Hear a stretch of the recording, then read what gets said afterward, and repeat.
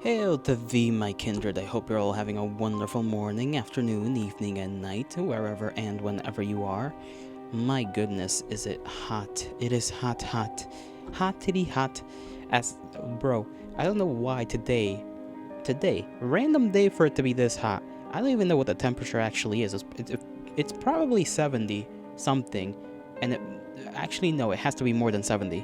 Because even a 70 something on a cloudless sky would be a lot cooler than this. But it is temperature's insane out here. I'm sweating like a dog. But hi Fig, how are you doing? You'll have literally just about no idea what's going on in this particular little visual novel. I'm sorry to say. But hi, how are you doing? Is everything okay? How's your day been? Ignore that bit right there. I don't know what that was. Oh man, how do I explain it? The world has decided to cook you, to cook us. Yeah, we're like a we're like a frying pan being left out in 115-degree sunlight. It doesn't cook as well as you think it would, from what I've seen. It kind of cooks stuff, but it kind of doesn't. You have to wait a long time. Sweating like a dog? Aren't you half dog? Yeah. You're okay, just working and stuff. Nice, nice. Being productive members of society is very nice. Very cool. You know what's the worst part about the... words. You know what's the worst part about this heat is that I've decided, like I'll have my coffee like I usually do when I stream. And, I did not expect it to be this warm. Also, so real in response to your unprompted meows. I see. Yeah, I've been picking that up again. I don't know why. It just kind of happens, It just kind of happens. There's no rhyme or reason. Viewbot should be showing up because he usually shows up to these because he and I have been basically through this little journey when it comes to this specific visual novel since almost the beginning. And every time he comes in like 20-30 minutes late and he's like, why didn't you wait for me? And I'm like, bro, you're 30 minutes like late. It's not my fault. But he'll be around probably at some point. Man, how do I even explain this story to you? Because I think I think you may have been around for this visual novel in the start, maybe? Man, so much has happened. So much has happened. Too much has happened. And I have no clue how it'll end, but this arc so far, this arc so far has not been very kind to our main characters. Sheep plus a wolf equals cat? Listen, I don't know. I know nothing. You don't need to worry about it. I'm not gonna worry about it. Just don't think about it. Just don't think about it. Yeah, you can't wait.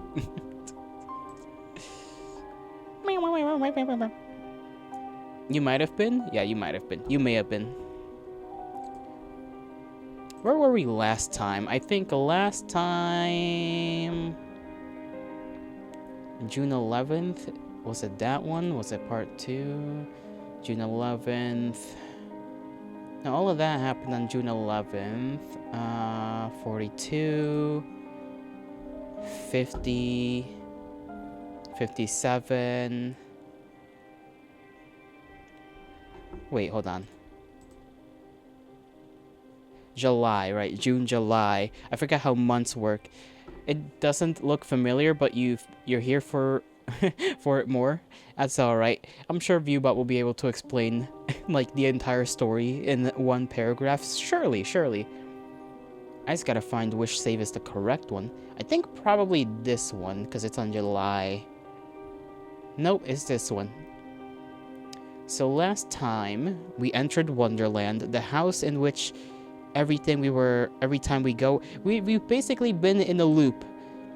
of going into Wonderland, things happen, we get fucked up, we die, and then we get looped again. And this arc, we woke up and we remembered everything. Not only us, but our typically faithful companion Genzo has also remembered everything, and we can assume that all of the other people that have gone in here have remembered everything.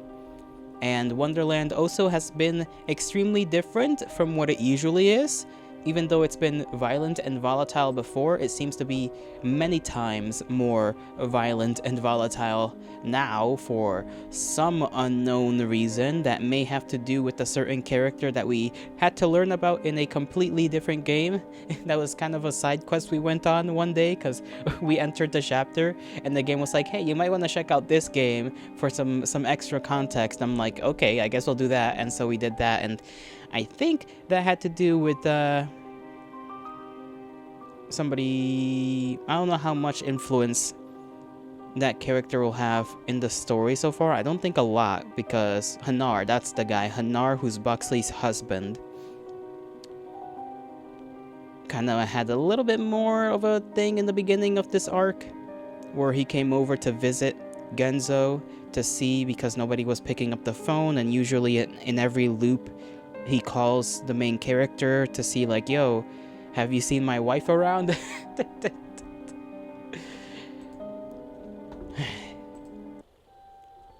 And outside of that, I don't really know how else to explain it. Basically, shit's gone downhill by a lot. Once we've gathered our wits somewhat, we clean ourselves up. It's chilly on the boat, though, particularly in my wet clothes. Right, we were getting chased by a bunch of rabbits.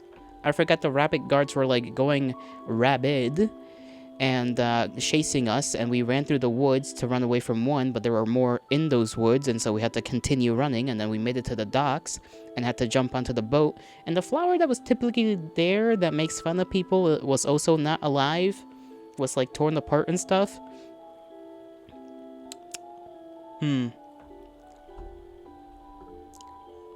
Oh yeah, we almost didn't make, well, we technically didn't make it to the boat. We, like, jumped and then failed to land on the boat, and Genzo had to, like, drag our ass back up onto the boat, which was very, very tense. And I sit shivering atop one of the benches as we drift along until Genzo notices and gives me his jacket. Though perhaps gives isn't the right word given the way he forces it on me despite my protest.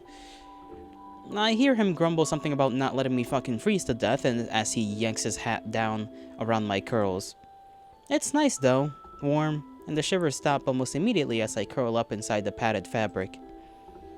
I feel like a marshmallow. That's Genzo, by the way. This guy's Genzo, and then we're Iggy. At least that's our nickname. I think our actual name is like Ignatius something. Something ridiculous. Ignatius? Let me see if I can...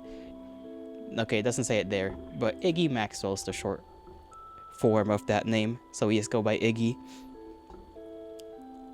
How do I take pictures again? There we go. That's gonna be the thumbnail. Genzo takes the bench across the aisle. And I watch him in half interest as he lights up a cigarette, brings it to his lips. And the sight sparks a memory in the back of my mind. Sitting here just like this, watching the smoke marble in the air, backdropped by a sea of pink trees. How many times have we done this now? Too many times to count. And I blink just a bit too hard and turn away, instead burrowing my face inside the collar of Genzo's jacket. Smells just like him. You think the others are here just, like, doing their normal thing? Genzo finally asks. His tone is light, but there's something careful about the words. I don't know. I stare down at my hands, opening and closing my fingers in curious wonderment. I mean, it's weird, right?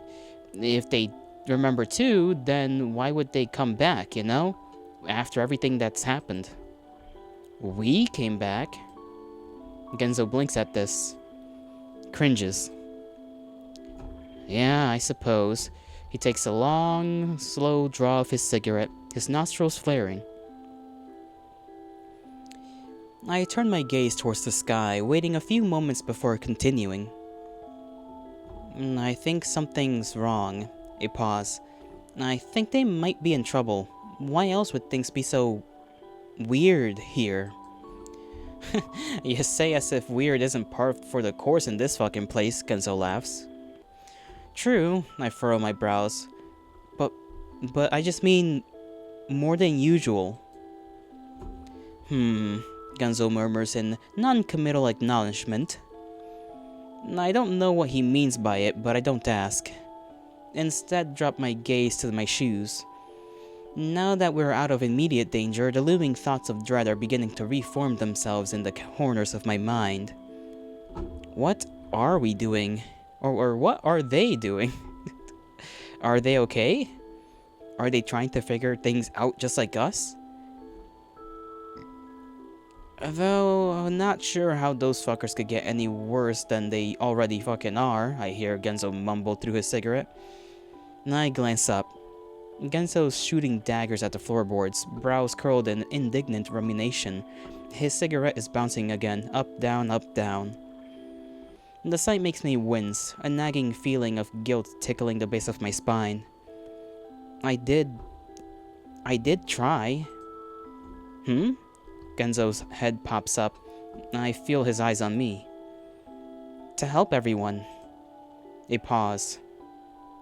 To be what they needed. I sink even lower into the collar of Genzo's jacket. To make them happy. What the fuck? The abruptness of the remark catches me off guard. I jerk my gaze upwards to see Genzo just staring at me. What did I say? Did I say something wrong? I clasp and unclasp my hands between my thighs. What the fuck what? I finally ask. Since when is that your responsibility? Genzo flicks his finished cigarette to the ground and stomps it out with his shoe. Well, my tongue feels all of a sudden extremely dry. I hadn't even really thought about it before. They needed me? Oh yeah, and why would they need you? I pull out my collar, because it's my fault. What's your fault? Uncomfortable panic is rising up in my chest. I wave my hands in increasingly violent flourishes, but nothing comes out of my mouth. I try and I try, eyes clenching and unclenching. Then finally, everything! It pops out with a little hiccup, trembling on my lips. And with it, I feel the heat form on my face, my neck, behind my eyes. My throat is already constricting, the tears are coming because I can't even have a normal conversation like a normal human being. And like always, Iggy is just being a big meanie to himself. Iggy, you idiot. Okay, I shouldn't say that. I should be a little bit more sympathetic, but, you know, he has this tendency to kind of blame every little flaw he has on just not being quote-unquote a normal person, and it's like, you gotta chill out a little, man. Everything is my fault. My vision goes blurry as the water fills my eyes.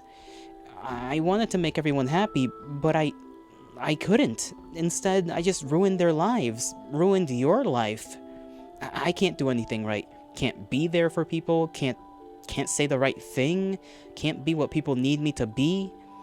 I try and I try, but all I ever do is make things worse. I bring my hands to my temples, fingers digging into the fabric of Genzo's hat, into my scalp so hard my head begins to pound. Genzo just stares at me, a look I've never seen before on his face. I don't know what's wrong with me. I curl my hands around my chest with a quiver. Shiver. A shiver. Genzo cocks his head to the side, blinks, then reaches forward and yanks the side of my hat down practically to my shin. Brain a little waterlogged there because you're not making any fucking sense. The hell are you going on about ruining people's lives? How have you ruined anyone's life, huh? It's true. I tried to wrestle his hand away. Everyone would be better off without me. This must spark something in Genzo, because without missing a beat, he springs the palm of his hand straight across my jaw. Damn, bro. Just straight up smacking the motherfucker. It's like, shit. Get some fucking... Get some... Kick some sense into the poor lad. I sit there in silence for a moment, stunned.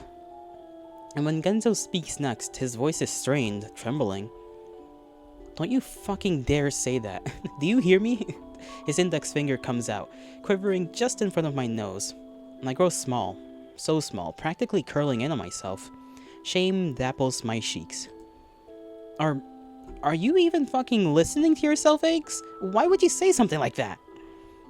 I'm shaking now, and when I look up next, the tears are running freely down my cheeks. The accident, it was my fault. If you hadn't... Genso's face goes blank, his jaw tight. And then I abandoned you. I left you all alone. Your best friend. I let out a choked hiccup.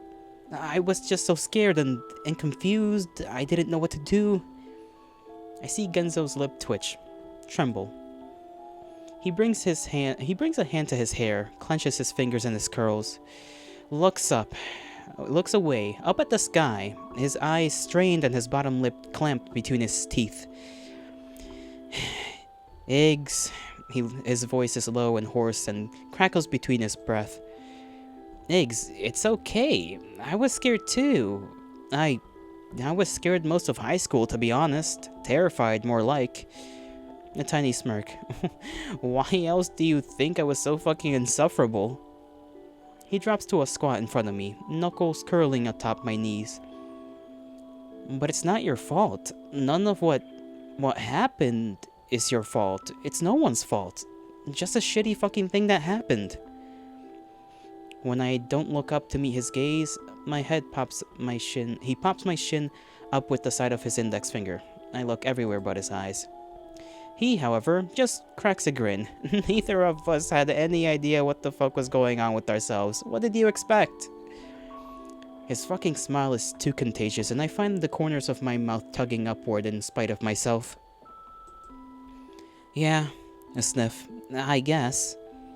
Eggs. He lets out another sigh. We all make mistakes, yeah? Some admittedly bigger than others, but certainly nothing life-ruining, yeah? And it's sure as fuck not your responsibility to fix anyone else's life, not that you even could. They've all gotta work their shit out for themselves. I think there's one of very few typos there. Maybe. They all gotta work out their shit for themselves. Maybe I'm just not good at reading. He points his fingers at my chest, giving it a little tap. You're giving yourself a bit too much credit, maybe, eh? Ruining people's lives. You haven't ruined anyone's life any more than I've ruined my pops, despite how long it took me to accept that. Then brings his hands to the side of my head and forces me to look straight into his eyes. And you sure as fuck haven't ruined my life, you hear? You hear me? So just get that fucking thought out of your head. I hold his gaze for about 5 seconds before I turn away. It turns too much. It burns too much. Fortunately, Genzo doesn't force it any longer. He rocks back on his heels with a little wobble, arms balanced on his knees. Damn. Things got all intense there for a sec, didn't they? I'm sorry about that. I shake my head softly. No, it's okay. He squeezes his eyes shut, opens them. You mean a lot. To a lot of people. A pause. I see him bite down on his lip. Wince. Then, you mean a lot to me. The warmth returns to my cheeks, but this time it's not shame, not discomfort, not emotional panic. I clasp my hands together, I'm staring down at my fingers. I guess you Kinda know that already now, though. After everything, I mean. I don't know how to respond, so I don't say anything. And Genzo continues. But that doesn't mean you owe me anything. A pause. You don't owe anyone anything, Iggs, so just promise me that no matter what happens, you make your own decisions, yeah? For yourself, and not for anyone else. My own decision. What do you want, Iggy? I gotta remember that anytime that question pops up, it's that ominous voice that's just from wherever the hell it comes from. We don't even know who it is. That's why I just make a little ghost voice. I scratch beneath my cap, squint against my puffy, tear-weary eyes. What do you want for more than anything else in the whole world? Then let my gaze turn hazy as I set off at the far trees, playing idly with my hands on my lap. I feel the boat rise and fall with the current. On and on. Just going with the flow. Genzo snaps his fingers in front of my face and I give a start. Earth to Iggy, you still with me, bud? Yeah, sorry. I must have been staring off for longer than I realized. Genzo pushes himself back up to his feet with a grunt. Anyway, that's enough awkward talk for today, yeah? A laugh. Then he smashes his cap into my curls with a few static-inducing twists.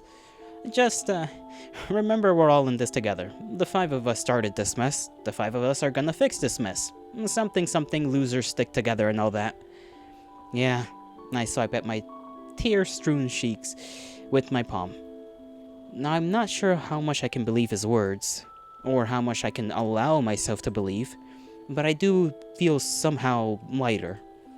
Like one of many giant padlocks holding me down had just come undone and dropped to the floor.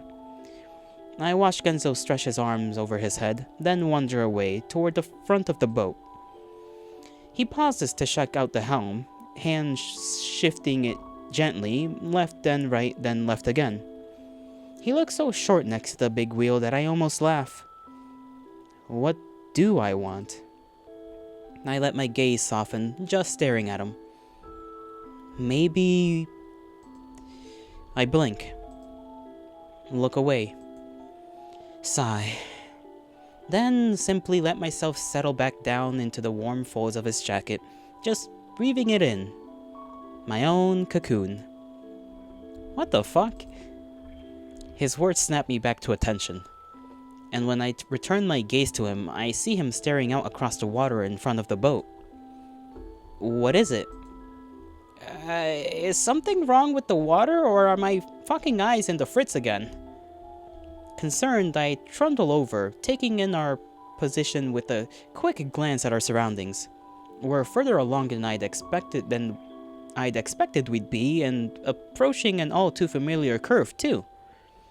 I find myself momentarily distracted by the lack of any sign on the shore, then flick my gaze back to the water. Where? You don't see how fucking dark it looks up there? I squint, gazing out across the choppy surface. I don't see anything at first. Then... Oh? How about Mary Mother in Heaven? Great galloping sassafras. Hell, I'll even take fuck me with a wooden spoon. Genzo waves his arms in half-panic expression. The water is, indeed, darker. Not just darker. Black. Like oil spreading out across its surface. I lean over the railing to get a better look at it as we approach. That's definitely never happened before, right? Tell me that's never fucking happened before. Pretty sure not. We watch as the boat begins cutting its way through the black stain.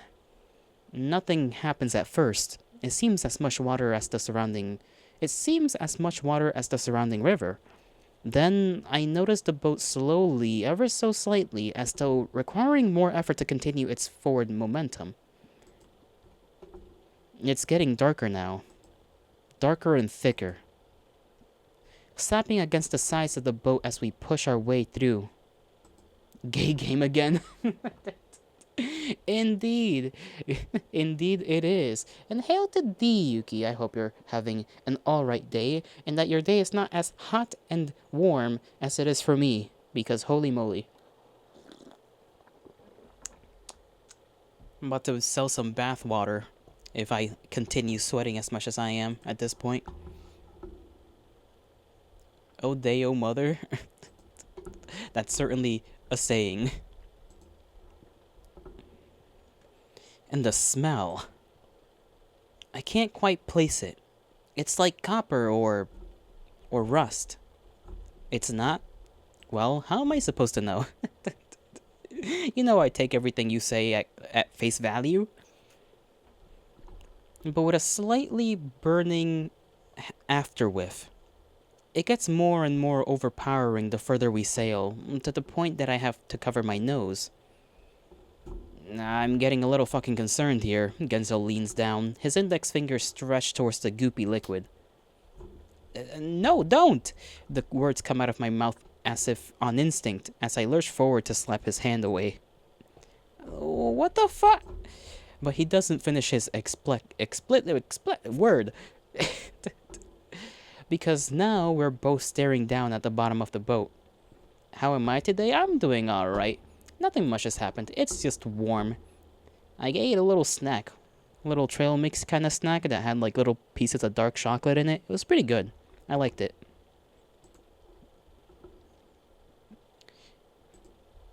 Other than that, not really much has happened. At the point of contact between the wood and the water, it's sizzling. Shit. Genzo's face goes gray. And I back up from the edge in 1, 2, 3 giant steps, my hands to my mouth. The burning smell. It's stronger now, much stronger. Little wisps of smoke drift up and over the railing. What is this stuff, acid? Genzo rubs at his forearm, harder and harder. The boat gives a shuddered jerk that nearly sends both of us to the deck. How do I not notice the water being on fire? Well, we did notice it. We just didn't know what it was. We just kind of sailed into it, and Genzo noticed it. He called it to Iggy's attention. Iggy is like, oh, that's weird. The water is dark, and this hasn't happened before. Well, how are we supposed to know that it's not something like oil? Clearly it's not oil, but damn. The water is acidic here. And I throw an anxious glance back at the water wheel, currently shugging behind us. Thick, heavy globs of black muck are dripping off its slats, and foamy chunks of wood are already starting to crumble and fall, almost like cookie bits left in milk too long. The entire wheel is slowly becoming engulfed in increasingly turbulent coils after white steam. Genzo? My voice cracks. The boat continues to get slower and slower, and the steam is everywhere now, curling and twisting on every side of the boat, some of it even drifting up through the gaps in the wood beneath our feet. Another shudder. A huge chunk of the wheel collapses in on itself, followed up by a groan as the entire left half begins tilting inward. Then the boat comes to a complete and undeniable stop. I feel tendrils of panic begin creeping up beneath my collar. We stopped. We stopped. Hey, we got this. We'll figure something out, yeah? Genzo starts towards the other side of the boat. I see him eyeing our proximity to the shore. But there's no way. We're too far. Walking through that much of this stuff would be a death wish. Genzo starts pounding his fist against the railing in thought, mumbling something beneath his breath. Another shudder. But this one feels different. Less of a slowly crumbling to death shudder and more of a something just hit the boat shudder. I twist on my heels, glancing around, gaze flickering from one side of the boat to the next. You got a lollipop? Okay, now I'm kinda jealous, I'm not gonna lie. Slight jealousy. In the midst of this perusal, I notice where we are. The forest to our left has given way to a wide expanse of cleared land, revealing a strange yellow hillock covered in what appears to be slowly smoking trash. Got an urge? What do you mean you got an urge? What does that mean, Yuki? What do you mean by this? My gut twists in discomfort, a slowly squirming spiral of dread working its way up my spine. The boat creaks, groans. I let my gaze drop to the floorboards, head cocking to the side as I watch the steam sneak its way up through the gaps. What's... That's when a violent crack rips through the bottom of the boat. A massive black tentacle bursts through the wood. I don't even have a chance to step back. It shoots upward less than a centimeter from the tip of my nose and sending my bangs a whirl. My vision is filled with it, all writhing, fleshy mass of undulating sinews and slimy membranes. Iggs! Genzo is next to me in an instant, grabbing the arm of my jacket and yanking me up backward. We stand there, staring at the tentacle. It stares back, coils in seemingly befuddlement, then bolts forward. Genzo football tackles me to the ground and out of the way just as the tip of the tentacle whips through the air where we once stood. This fucking thing. Genzo's brows are furrowed so low I can barely see his eyes. Can we not get a single fucking break? Tentacles? Yeah, he didn't know it was this kind of game. Me neither. But it tends to stray there. He leaps back to his feet and charges at the thing. It's hard to explain exactly what occurs next. 1 second, Genzo is running at it. The next, he leaps straight on top of it, pinning it to the ground and wrestling with the flailing head. He twists it between his hands as though strangling a snake, which seems to stop it for a moment. Then he jumps to his feet and brings his shoe down hard on the limp appendage. 1 stomp, 2... His foot descends in boat-rattling heaves that send the tentacle writhing and eliciting one gooey squelch after another. After 5 or 6 of the resounding thumps, the tentacle stops moving, lying inert in a growing puddle of mysterious wetness. Ew! Icky! Nasty! Gross! Can we eat it? I assume no. But I'd like to try anyways. I lower my hands, gazing somewhat awestruck upon Genzo's huffing form. You wrestled a giant tentacle for me? Genzo glances up, looks away. I see a touch of pink grace his cheeks. I don't know about wrestled and more like fought for dear life, but without missing a beat, another heaving creak rocks the boat, and with a rapid-fire series of snaps, a second tentacle bursts through the floor beneath us. You've gotta be fucking kidding me! I back up, back, heart pounding, brain screaming. Another crack, this time just to my right. I leap backwards right before a third tentacle nearly impales me right up the middle, falling straight on my ass to the deck. I roll away toward the edge of the boat, only to see tentacles crawling up the side and curling around the railing. I stagger back to my feet, heart like a steam engine chugging away in my chest. They're everywhere. I toss a glance at Genzo, who's currently going toe-to-toe with the one bisecting the length of the ship. He's got one hand wrapped around its tip as the other wrenches the head of his screwdriver into its slick skin. I start backing up towards the half-collapsed water wheel at the end of the boat. I should help. I should do something. I squeeze my eyes shut, then back open. But what can I do? I can't do anything. Everyone always has to protect me. I feel the boat shudder beneath me again and again. A long, low creak reverberates up through my legs, my spine. We're not getting out of here, are we? Even if we somehow manage to get through this, the next obstacle will surely claim us. This place is an unending nightmare, yet we keep throwing ourselves back in like gluttons for punishment. A guttural sense of dread is working its way up from my bowels, extending through my chest, up into my shin, my neck, my shin, my eyes. What are you two yapping about? Yuki once again just makes that emote there, and then Fake says, "Is it something silly?" And then Yuki says no. Maybe Yuki just wants a fat blunt. You don't know what kind of urges Yuki is feeling? I don't think we can ever find that out unless Yuki is straightforward, but I assume it has to do with smoking a fat blunt.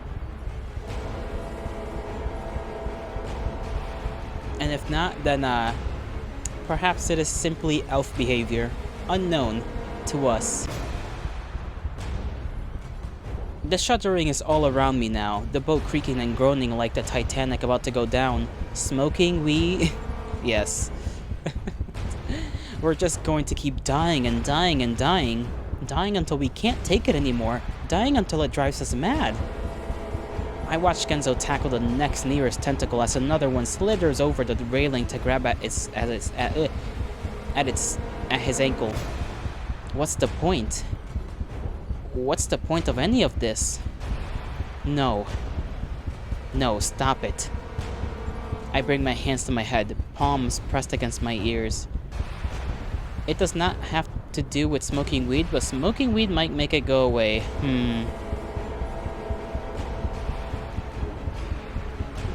Perhaps witness a video or two of a happy little cute animal. See if that changes anything. You feel like you're playing 20 questions? Hey, that's how it be sometimes. I bring my hands to my head, palms pressed against my ears. You're not doing this again. I'm not gonna let you do this again. I squeeze harder and harder. So hard, I feel like my brain is going to pop out. Get out of my head. Get out of my head. Get out of my head! At that moment, the water wheel behind me explodes. Damn, we are certainly having to face a boss battle, huh? Does it fit in a bread box? You think it can fit in a box? What? Now we really are playing 20 questions. Explodes. Crackling, tearing the whole fucking back of the boat, erupting into bits of chipped, scrapped wood that shoots upwards like a fountain of debris. Then the tentacles follow. 8, 9, 10, so many of them like one giant mass emerging from the watery depths.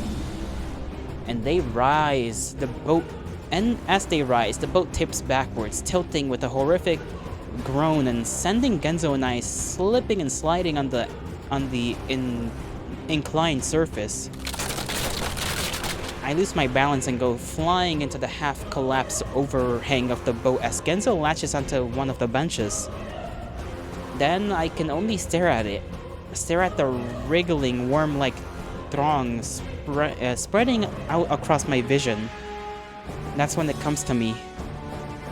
2 of the tentacles whip forward, encircling my waist and neck and lifting me up toward the sky.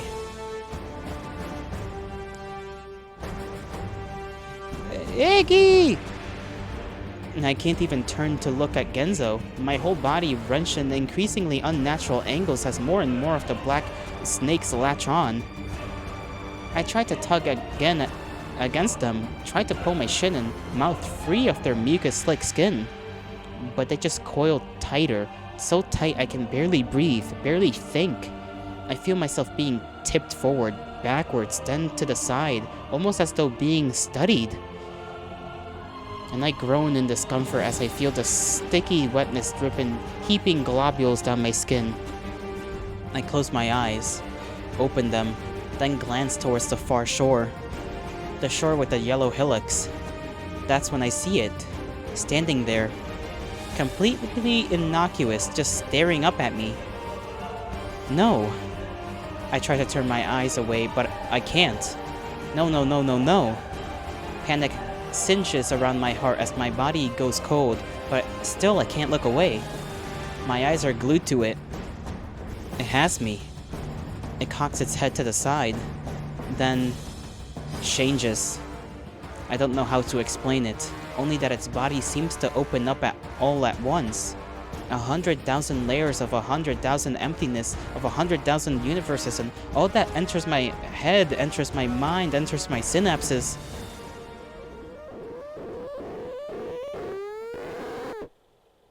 And then everything goes black. What the hell's even going on? What the fuck did we look at? Just Eldritch thing standing at the shore.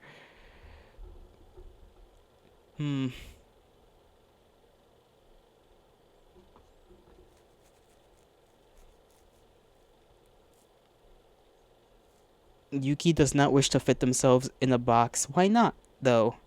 Why not? Have you ever tried? There's a box big enough for anyone out there, I promise. I myself can fit in very small boxes. The hentai beast? I don't know what the hentai beast is doing, but it's somehow correlated with whatever's on the shore. You sadly do not fit in boxes. There's always a box. We'll find you one. You just gotta get like an item that needs 2 boxes, and usually they'll have the first box around it, and then the bigger box, which is stuffed with like stuff to prevent the smaller box inside from getting tossed around. You know I can, because I'm a little duende. Yuki, I keep getting called a little creature of some kind by Fig over here. The world is made for short people. That's not true. You're just tall. If the world was made for short people, I'd be on top of my game right now. I am not on top of my game. I'm far from it.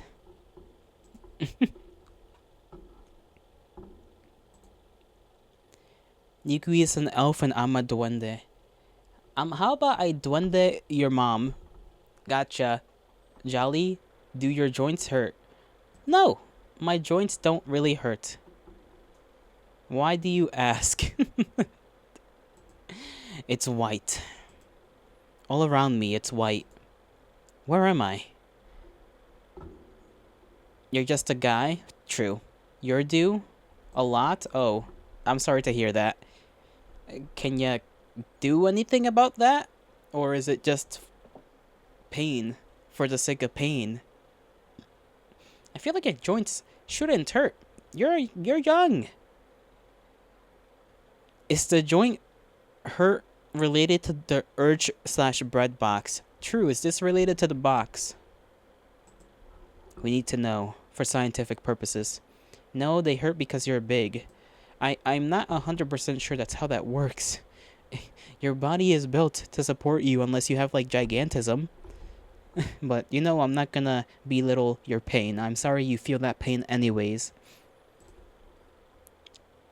I hope it's not like knee pain. That would be annoying as hell. Where am I? What am I? I can't see myself. Can't feel myself. Am I floating? I can't even tell. Moving my body provides no sensory response. It's bright though. So fucking bright.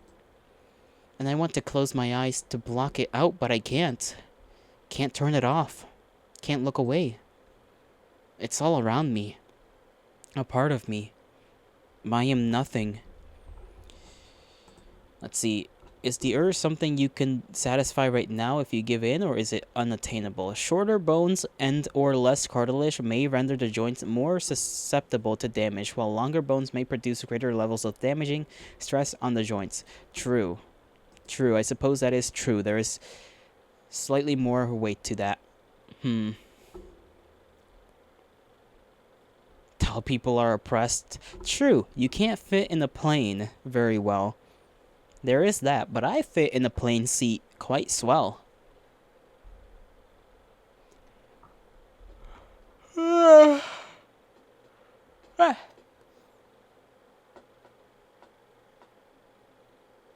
You know, the ladies that work there in the planes, they're very nice. They're very nice. And I like that.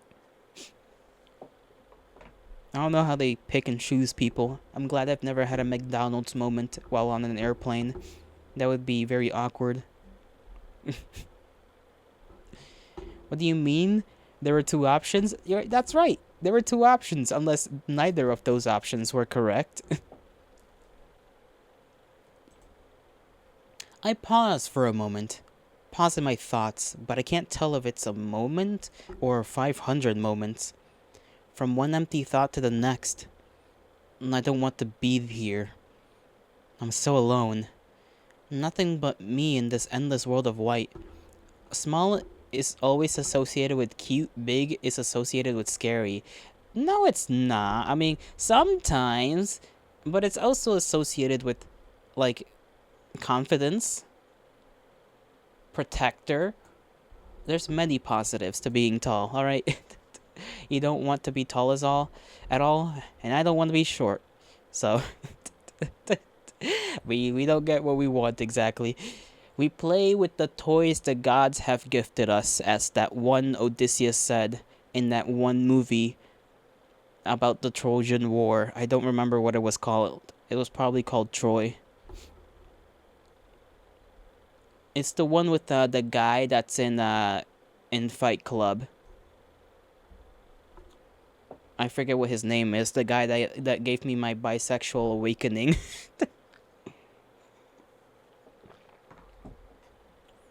Nobody is satisfied, but you love both as tall elf and tiny duende. Shut up with the duende thing. Can is the word though. You think guys are cool? You think you guys are cool? I think we're cool too. Confident and protector. Which one of that are you? I think you can be quite confident. You say very, very out of pocket things to me sometimes, and I consider that kind of confident.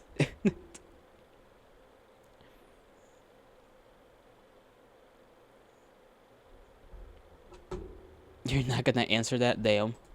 You have been denied. Yuki has denied you. That's bullying. Confidence is something else. Oh, shush. They're very similar. When will it end? It can't end. I'm not even here. I'm just a formless gathering of nerves. The feeling when you hit your elbow. Tingly. I just want to go home. I want to exist again. For someone to look at me. To smile at me. To tell me I'm okay. White. So much white. That's when I feel it. A touch? I can feel it on my non-existent arm. Is it real? If I'm not real, how could it be real? But when I focus on it, I feel grounded. Maybe I am real. I reach out. Yes, there's my hand. I can see it. I swear I can see it. I reach out, searching, groping, wanting that touch, needing that touch. Don't leave me. Don't leave me here all alone. Don't leave me here all alone. I just want to belong. Fingers. I feel them in mine. They're curling around my hand now. A non-existent smile forms on my non-existent face.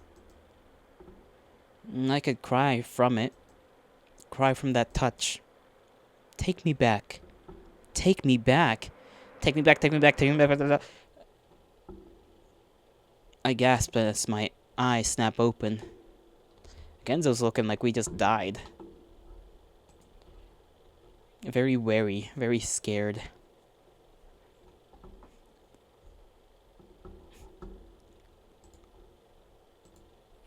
Genzo's looking down at me. Wait, I gasp as my eyes snap open. Genzo's looking down at me. Over me. Where am I? Lying somewhere. Lying where? What happened? What's going on? My face must look like a ghost's. Eyes wide and blinking, lips trembling as I take in breaths I feel as though I haven't taken in hours. But above me, Genzo's face is soft and relieved and filled with something I can't quite place. A pained tiredness. Damn. Didn't think that'd actually work, he muttered, so softly I almost don't hear him. Maybe I'm good for something after all, I see him smile. The faintest, tiniest little smile. Then his eyes flutter closed and he collapses.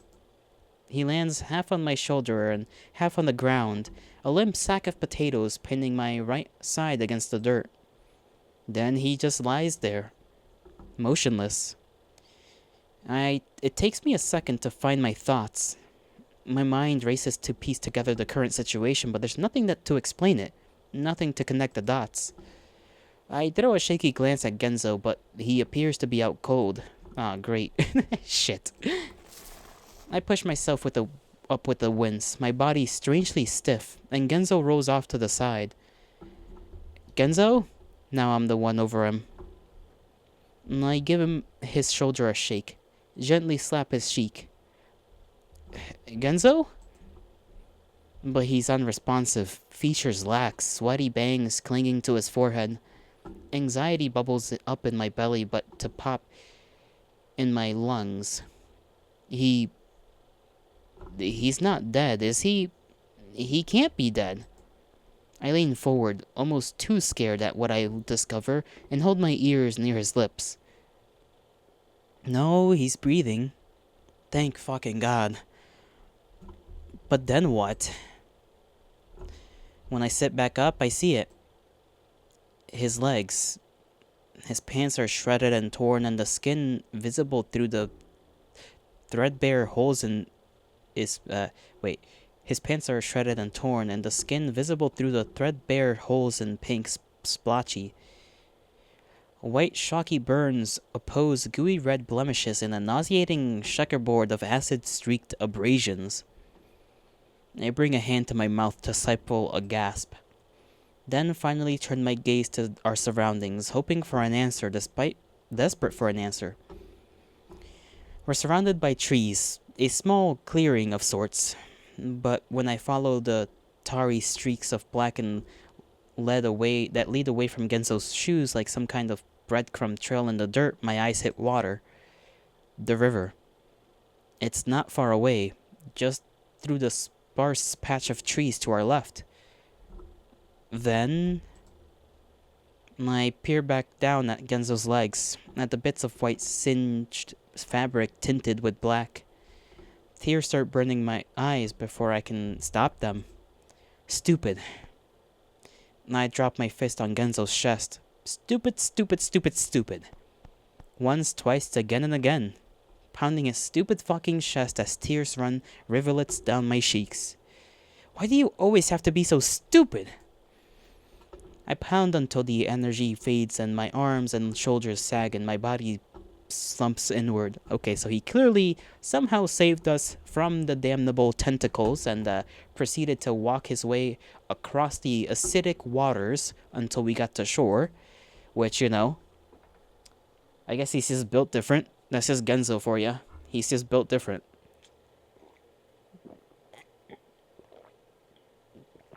My fellow short king.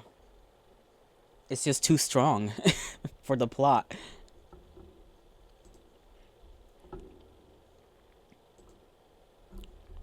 I'm silent then, just sitting there as I wait for the tears to stop. What happened? I can't remember a thing. Not even vague images. Just white. Complete and utter white. I let out a shuddered breath, then blank back the watery veil. I have to stay calm. Have to stay focused. Genzo needs someone to take care of him. Needs me to take care of him. I yank his hat off my head and place it carefully beneath his, whipping his hair back and out of his face.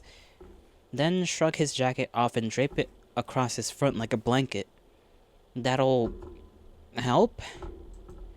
I wince, then bring my hands to my newly exposed arms.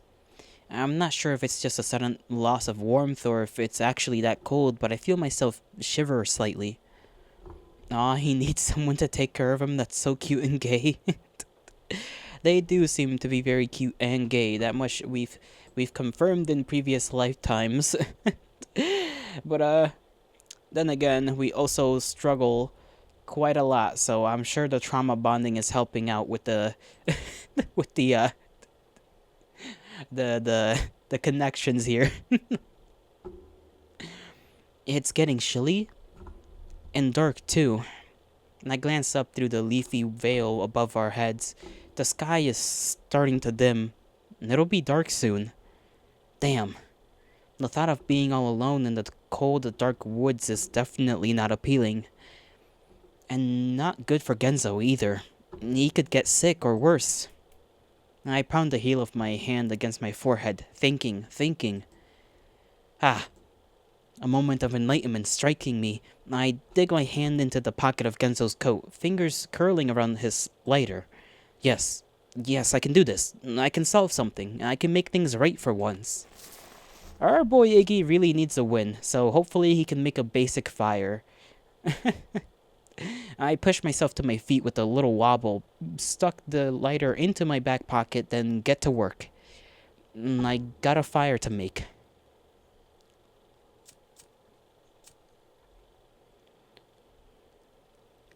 There we go. He's probably using, wet wood and whatnot, but it's better than nothing. 15 minutes later, and I've got a good-sized pile of twigs and leaves sheltered beneath a symbol of sticks. From there, it doesn't take too long to get a fire going. It starts out small, and I try to strategically place some of the twigs and sticks to get more and more pieces smoking. But soon, I've got a somewhat impressive flame going. One even my dad would have been proud of, or something. Once I've dragged Genzo as close to it as feels safe, I sit down myself, tugging my knees up toward my chest with a sigh. My body feels exhausted. Now that I don't have any more pressing tasks to attend to, I tried again to remember what happened, digging into the dark recesses of my mind. But there's nothing. Not a single image, flash, sound, smell, vague hint at what happened after I blacked out. Not blacked out. Whited out. Is that even a thing? I rub at my eyes so hard, dizzy colored dots dance across my vision, then simply stare into the fire. It flickers and shimmies across the blank expanse of the surrounding woods, an orange dancer in the dark. The heat is welcome. A heavy chill has settled down on top of the trees with the loss of the sun, but the fire's warm glow nestles against my skin like my grandma's old quilt. I'm instantly taken back to my parents' living room. Winter, snow, the fireplace. Lying curled up in front of it and just watching the flames for hours. The heat would snip and snap at my cheeks. I'd be sitting too close, but I wouldn't care. I'd stay until my cheeks turned rosy as the baubles on the nearby tree. I rest my shin on my knees, the denim rough against my skin. I suddenly wish I could turn back time. Not to the start of the loop, but to before. Long before. Before things had gotten so complicated. I pause, furrow my brows. Complicated. No, things had always been complicated. We just hadn't known it at the time, had we? We hadn't known a lot of things. Genzo gives a little moan next to me, and I snap out of my thoughts, throwing him a worried glance. My face looks strained, features gray and taut. Or his face looks strained, features gray and taut. And when I crawl over to feel his forehead, my fingers grow warm at the touch. Fuck. And I lean back into a squat, chin buried between my knees, and just stare at him. Fuck. What am I supposed to do? I feel so utterly useless. Is he warm enough? I can see him shivering. He needs to stay warm, goddammit. I bump my forehead against my kneecap, again and again. Why can't you just wake up and tell me what to do? You always know what to do. Use your shirt or body heat. Get this man a blankie. He's got his jacket. We put his jacket on top of him, but that doesn't seem to be doing all that much in terms of helping him out. Somehow. Because his jacket is a big one. It's like a big poofy one. Puffy, poofy. Also, body heat is good. Yeah. Snuggle that motherfucker. Let's see if the gods agree with us by me flipping a coin. Well, the coin landed behind me, so I don't know. It just like, it got on my hand and then it just bounced out of my hand. I gotta go get it. Give me a second.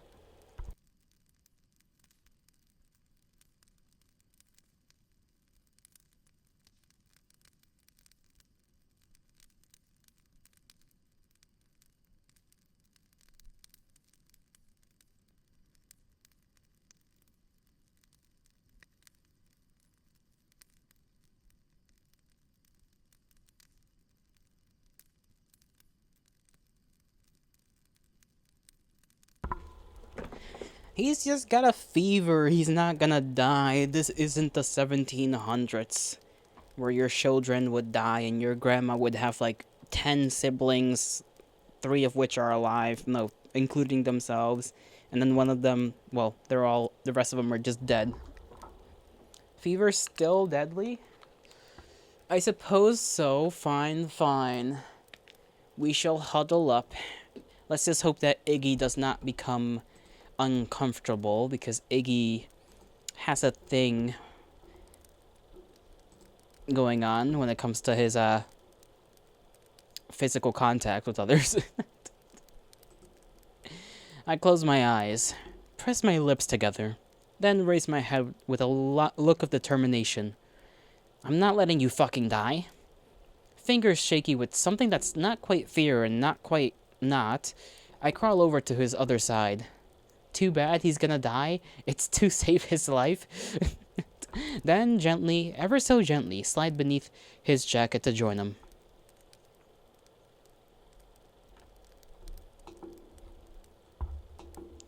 Go back. Hail to thee, Viewbot. You've missed a little bit. I will recap as I usually do. You'll have to recap for Fig, because, Fig missed a majority of the story. But we were on the boat for a while. We came across some black water. It turns out the water was sizzling acid, and then tentacles come out of the water. They fuck up the boat. Iggy sort of gets lifted by the tentacles. We black out, aka white out, because we did not black out, we whited out. Then we wake up, and Genzo's looking over us. Then he collapses, and his legs are kind of sizzled up a little bit. And now we're here after we've built a fire, trying to keep Genzo warm by cuddling him and keeping him alive. Hopefully. It's warm next to him. And I bring my arm across his chest, face burrowed into his shoulder. Don't die. You can't die. I curl inward, trying my best to cover as much of him as I can, almost like some kind of human blanket. And I can feel his neck cold and clammy against my forehead. I need you. This sudden thought, this sudden realization tugs at something deep down in the recesses of my mind, brain, eh, eh, in the recesses of my brain, and I feel my eyes well up. You feel like if you explain the story to Fig, he's not gonna wanna be here to see this shit. Well, he's already been here a little bit. Just that's fine. Just give like as best as you can. This is so fruity.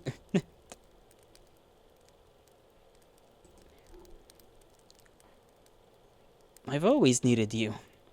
I pressed my face into the fabric of his shirt, breathing it in, breathing him in. Don't leave me all alone. Then closed my eyes with a shudder. His chest moves up and down beneath my arm, a soft, undulating rhythm. It's peaceful, soothing. My own cocoon of warmth, just me and him, curled up beneath a jacket in the middle of the dark woods. I feel my lingering anxiety, the one constantly squirming and twisting just beneath my consciousness, finally begin to recede. My breaths are slowing down. Warm, heavy puffs of air that sink into the fabric of Genzo's shirt. It doesn't take long after that for the numbness of sleep to claim me. Very fruity, very gay. They're close. What else can be said?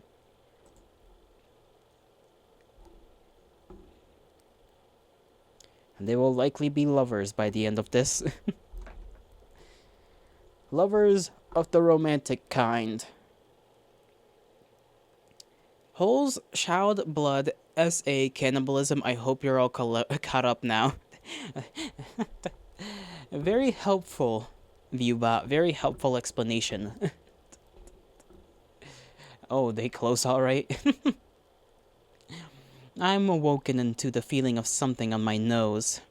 An itchy, scratchy tingle dancing atop the skin. And I scrunch up my face, furrow my brows.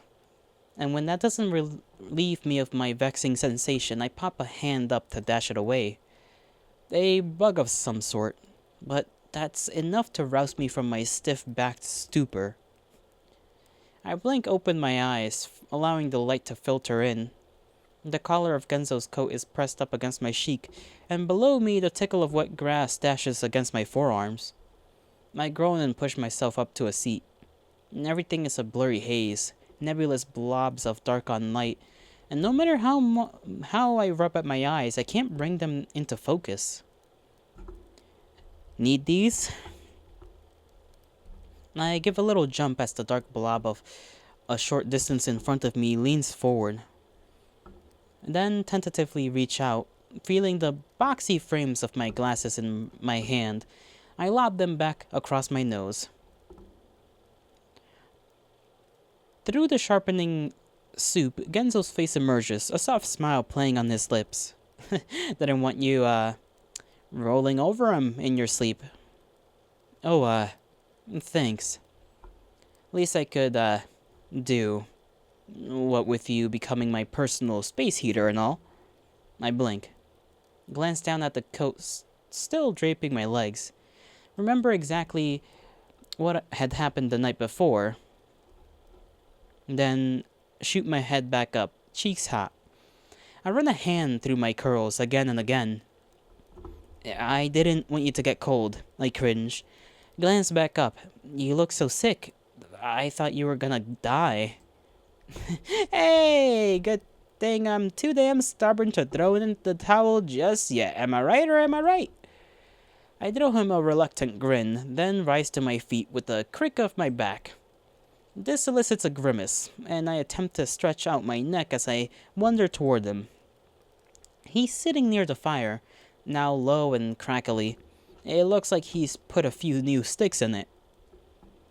Your legs, though, are you okay? I pop a squat next to him, gaze flicking toward the shredded fabric of his pants.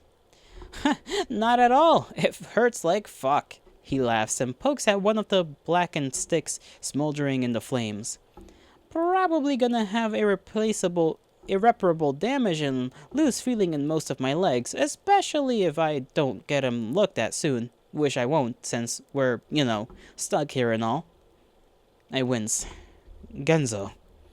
But hey! When have I ever let But hey! When have I ever let debilitating bodily trauma hold me back, eh? I don't respond, instead leaning in closer to take a better look. His legs still look awful, though the fresh pink of the burns has now hardened over into a shocky red scabs. Should we put something on them? I scratched my head. I would love to hear what you think we should put on them. I chew on my bottom lip. He has a point. Can you even walk, though? I already walked once this morning.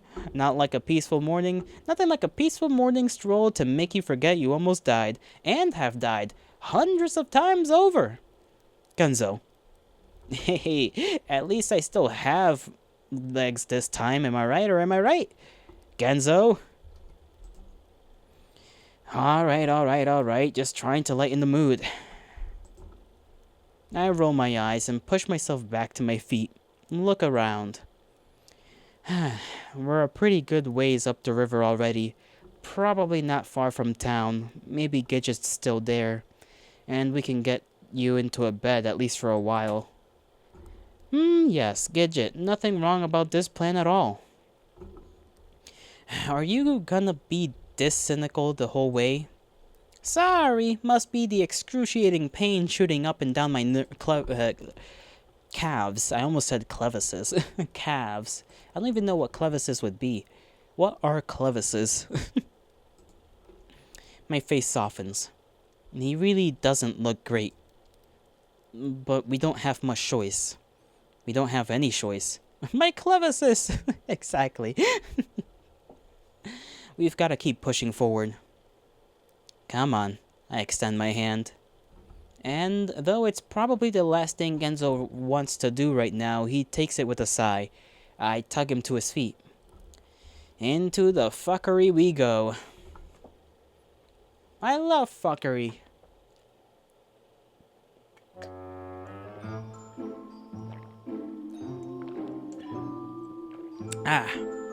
Just a heads up, I'm probably like about 20 minutes, maybe 30 minutes from now, I'm gonna try and make myself some tea because my coffee's running out. It'll be a quick run back and forth. Just put the thing in water in the thing and then come back, wait for it to heat up, and then go back and actually get a tea bag in the water. 15 minutes later sees us wandering back through the sea of pink, using the river to our left as a guide as we navigate the leaf-strewn underpath. The jolly tea time stream? That reminds me of a guy on YouTube, a VTuber as well, who had a lot of his just chatting streams be him just like making tea of various kinds. There's one on Twitch as well. I haven't seen either of them in a while though. They haven't popped up in like my recommended thing in a while.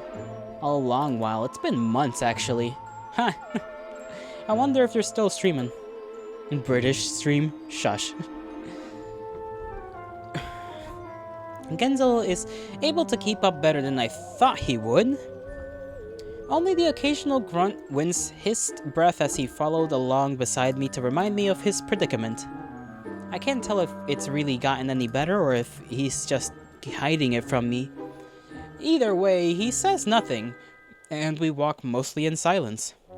Around trunk and bush, sidestepping fallen branches and gnarled roots, I spied a dock at some point, or what's left of it anyway, crumbled chewed planks that lead into the water before disappearing beneath the inky shoals.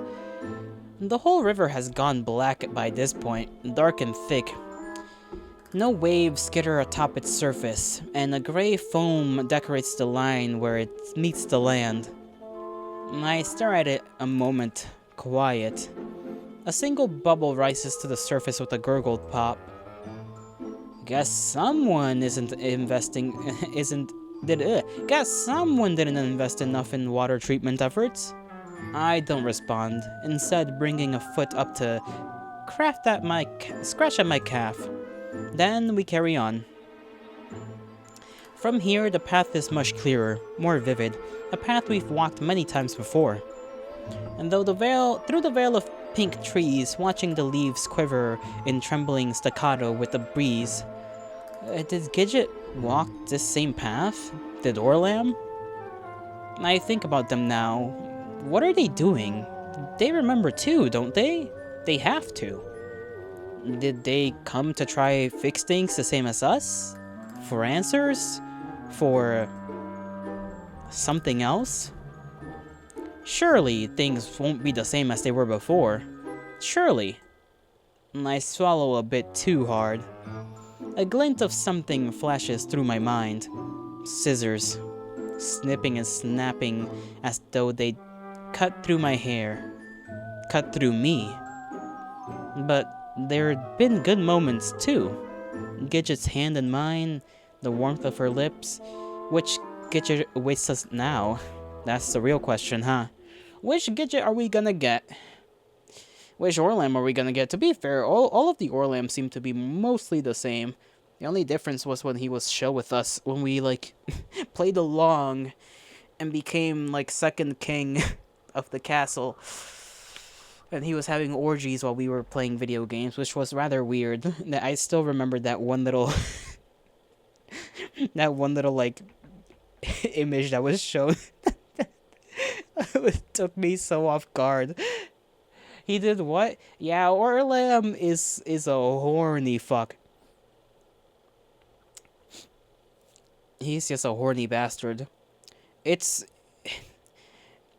The way he put it is that himself and Iggy are two sides of the same coin. Is is the way he put it. Where Iggy is, like, clearly, you know, asexual and likes to be, you know, inside and away from attention.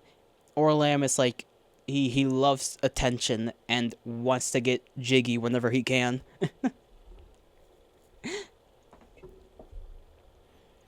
All of a sudden, my footsteps change in timber.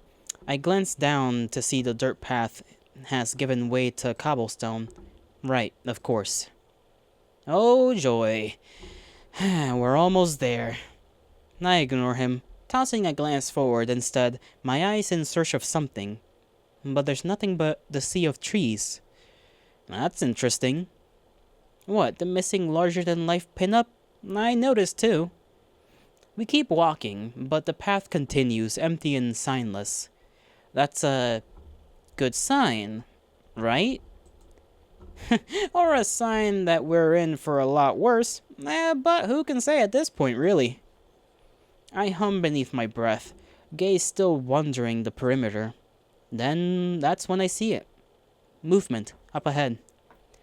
Over there, I say before transitioning into a jog. Here we go again. Genzo's just like, ah shit, here we go again. Wait, which part are you at right now? You going to the castle or Crazy Lady? We're going to Gidget. We have not been to the village, right? We just got off the boat. And we're going to the village, so we're going to meet Gidget. My steps take me further up the path to where someone is trimming the bushes with a set of gardening shears. Snip, snap, snip. They're extremely careful as they work, meticulous with each crisp cut, hands measuring out a perfect evenness to the branches. And it takes me a moment to realize what exactly I'm looking at. What? Wait a minute. I stop, cock my head to the side, blank. Genzo jogs up beside me, breath heavy. He also pauses, both of us just staring. Genzo is the first to open his mouth. What the fuck does Mr. Trim Me Not over there look exactly like you, Iggs? I don't... My fingers are shaking at this point. Oh, if things get too freaky, you can close your eyes, Fig. True. Things may get freaky, they may not get freaky. We never really know. Is it about to get freaky? I don't know. Usually when it gets freaky, it's like bad freaky. Luckily you were not around when things got bad freaky. They usually ended up with violence also an immense amount of violence, one way or another. Because it's true. He does. From the white crop of hair to the pasty sheen of his stick-like arms, and even the pale blue swath of his shirt. It's me. But that can't be. That can't be. Can it? I take a step forward, the heart picking up in my ears. One step, two, my lips part. And in a half-dazed trance, I hear myself shout, "Hey!" The man that looks like me jumps, freezes, then turns back to look at us. There's something off about him. Oh, great, we're in freaking... What's that thing called from, like, the Caroline movie? I don't remember what the place was called. Like, you know, like when the girl goes through, like, the small door, and then she, like, goes into that, like, other version of her family and house and whatever. Is that what we're experiencing now? Because this has never happened before. There's something that's not quite... Before I can get a closer look, he bolts. Hey! He goes careening up the path, gangly arms flailing as his shoes pound against the cobbles. Hey, stop! I take off after him without thinking, my own heart leaping up into my ears. Catch that doppelganger! Genso charges after me, a feet behind. Then we race. I think it's just called the Other World, maybe. Whipping by carefully trimmed bush after carefully trimmed bush, over spotlessly dusted cobblestone, past coiled spindles of purple roses atop quaint red bricks railings. The man who looks like me glances back, gives another jolt of anxious surprise, continues running, and I push myself harder, even as my lungs burn and my heels throb and the copper taste of blood dances on my tongue. And I can reach him. I need to reach him. My mind, my gaze, my focus hones in on him. Only him. Who are you? In fact, I become so transfixed that I don't even notice the shadow just to the left of the path up ahead. Not until the blow comes without a warning. A dull metal ringing in my head. Then I go down hard, rolling and tumbling across the ground as stars dance across my eyes. Another clang behind me. I barely register it. Only hear the resulting thud of a body that on cobbles. That's probably Kenzo getting whacked with a fucking frying pan as well. Ouchie? Yeah. All I can do is gaze upward as my vision blurs in and out. A quickly fading kaleidoscope. Then they're over me. 1, 2, 3, 4, 5. I don't even have a chance to wonder what the hell is going on before I black out. We are just not having a good one. Not that we ever do for long, but like, just one thing after another. They're getting yoinked. Just getting taken away. My head is killing me. A throbbing ache blooming out from the back of my skull. I groan against it, squeezing my eyes, then pop them open, only to see a familiar face less than 5 centimeters in front of my own. Take a little picture of that. It takes me a moment to register, and I blink. Blink again. Then jolt backwards so fast I hit my head back against a stone and send another rainbow pirouette of pain across my skull. I like how Carrot just uses the most random words sometimes. It's like, my goodness. Carrot just like randomly decides to open up a freaking dictionary and use just a random word that nobody ever uses. And that's not a criticism, but like, holy moly. Do I just struggle just out of nowhere just because of these choices of words? God damn it. I nurse the back of my head with a wince. And the other me leans back on its haunches, cocking its head to the side. Okay, that one that's like doing the like fingers against one another is kind of cute. I'm not gonna lie. That one's not paying attention. This one's like, what the hell? And then the other ones are just like, huh. You hear, Carrot? Strike his channel. Who knows if Carrot is even watching at this point. Once my vision stops throbbing, I manage to survey my surroundings. There's, more of them. Lots more. They're all around us, standing, kneeling, all of them looking at us curiously, studying us. I start to sit up, then give a start at the one I hadn't noticed right behind me, practically breathing down my neck. This is, I don't know what the fuck this is. My face is a portrait of bewilderment as my mind attempts to finagle an explanation for the scene before me. Oh, you didn't realize they were all cute? Attack of the Clones? They're all me. Only not quite. There's something off about them. Don't say, you daft bastard.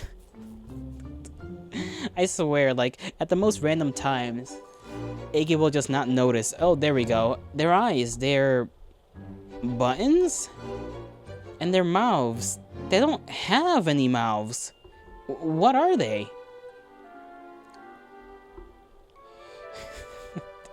There's some grown next to me, and I glance over to see Genzo pushing himself up to a seat.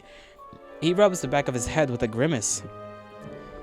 I'm already convinced this entire Wonderland soiree was carefully engineered by some sadistic storyteller to cause me pain, so if we could let up even a little, that'd be great, thanks. One of the eggs squats down in front of him, head tilted, then leans forward in inquisitive scrutiny, their nose less than a few inches apart. Genzo blinks, blanches, then jerks back with a flustered start. Jesus! But there's one behind him too, tugging curiously at his collar, analyzing the tufts of hair sticking out from under his cap. I see Genzo's face turn about 50 shades of red. This is, For once, he can't seem to come up with an accompanying piece of witty commentary. This is ridiculous is what it is. Just what the hell is going on here? With a huff, I rise to my feet, staggering only slightly as I find my balance. This seems to startle the Iggies. They recoil with anxious jerks of their arms, stepping back to monitor us from a safer distance. You know what this reminds me of? Those freaking... You ever seen that video of the tiny crabs and the guy whose hand... He's like a scuba diver or something, and he's just got his hand out, and you see the little crabs like going back and forth, like kind of like tentatively clawing at the hand, and then randomly just like skittering back. That's what this reminds me of. Now, at a better vantage point, I take in our surroundings. We're in town. The town. Or at least, I'm pretty sure we are. I recognize a number of the buildings, the cafes, the bakery, the inn, but things look, different. Neater, cleaner, more elegant. White picket fences White picket fences line the paths. Ornate rose bushes peek out from yards, all carefully trimmed. Even the buildings themselves, they look like they've been given a fresh coat of paint, now brilliant shades of white and purple, and their windows gleam spotless in the sun. I wonder how Gidget is gonna explain this one, if she's even here, that is. It's, immaculate. Not a single spot of dirt on the ground, not a single branch or leaf out of place. And it's seemingly empty too, empty except for the crowd of Iggies surrounding us. I turn back to the throng, feeling at a bit of a loss.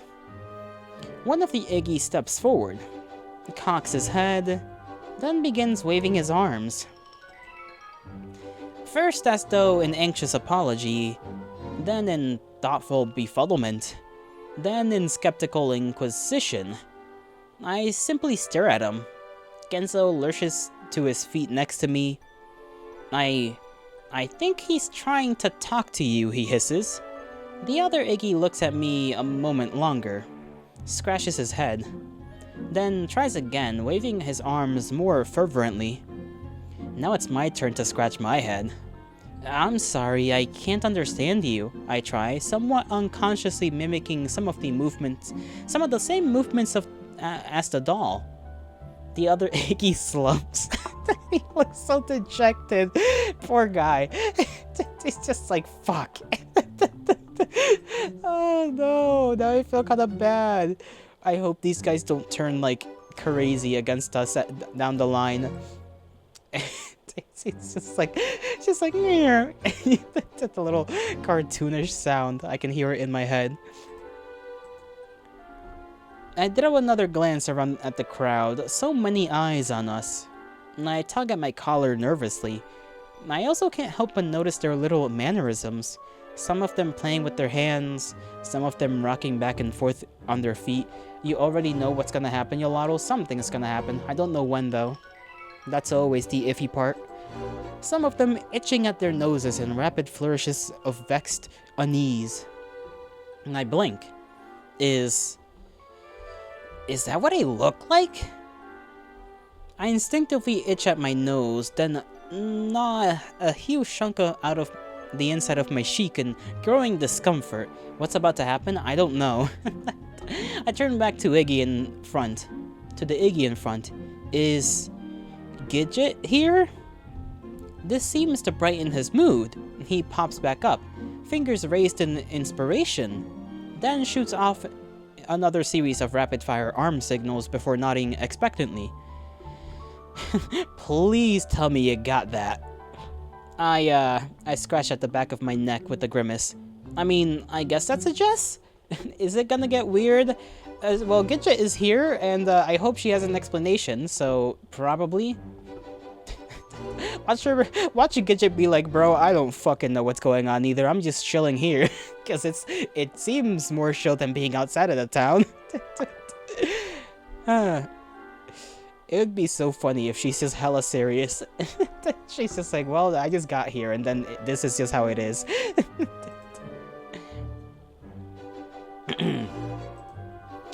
Then back to the Iggy. Could you, take us there? We really need to see her. Then, as an afterthought, we're friends. The lead Ig points emphatically somewhere off to our right, then nods. At this, the crowd swarms. The Iggy leap towards us in apparent excitement, pushing us forward down the path. Some of them running out in front, some of them guiding us ahead, patting our shoulders, reaching out to touch our faces and hair. My discomfort raises about 1,000-fold. You're betting it gets weird or Gidget is kinda normal and we get character development. Hopefully we get some character development, because if we haven't somehow, I don't know what to think about any of them if we don't get character development. It'd be weird if only we got character development and nobody else did. So I imagine everybody else is gonna get character development as well. But I do my best to swallow the urge to curl up into a little ball on the cobblestone and follow their lead obediently. At least they're friendly? I toss a glance at Genzo, whose eyes look like they're about to bug out of his face. His gaze shoots back and forth between the Iggy's touching his head and shoulders as he walks stiff-legged next to me. He's got his lips pressed together so hard, it's a wonder his jaw doesn't snap. We're led through the town, past more pristine houses, ornate gardens. If this place had fairy tale vibes before, now it's absolutely dripping with them. It's just so perfect.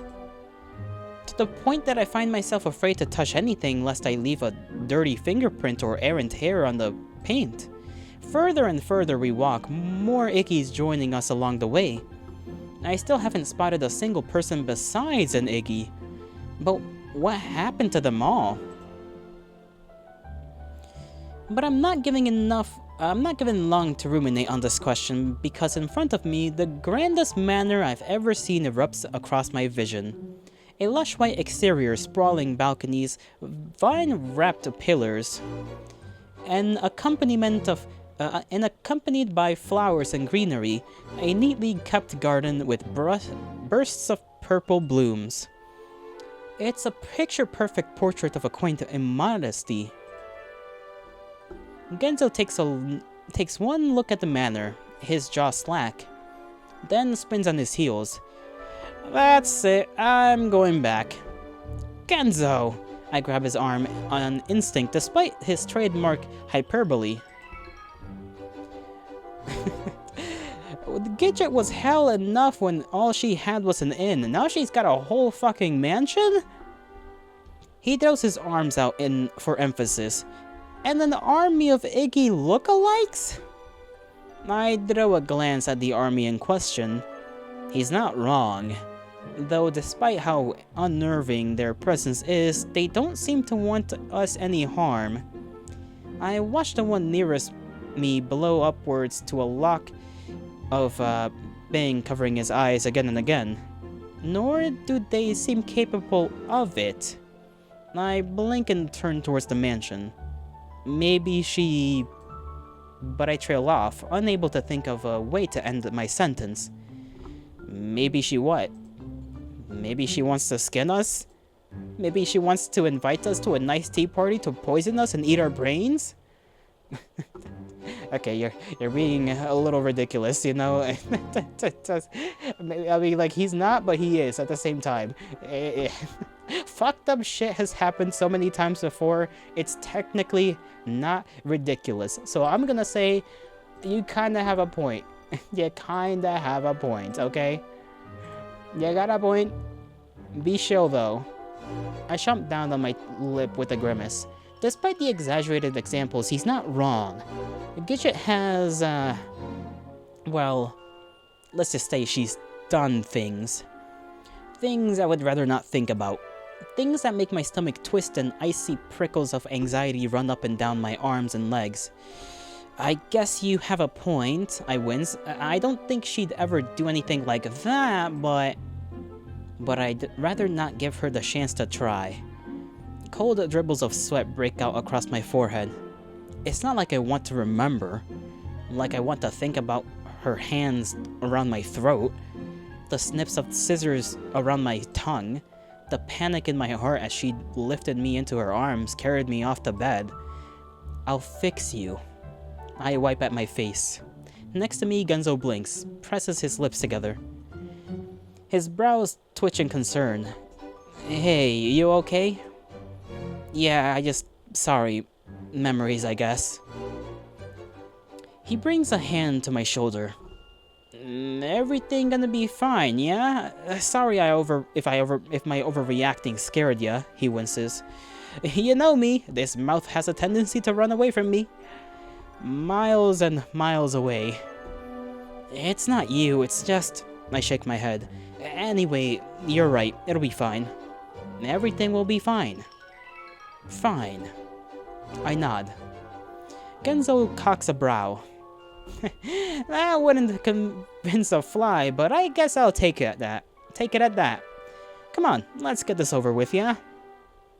I let out a sigh, but let him lead me toward the manor entrance all the same.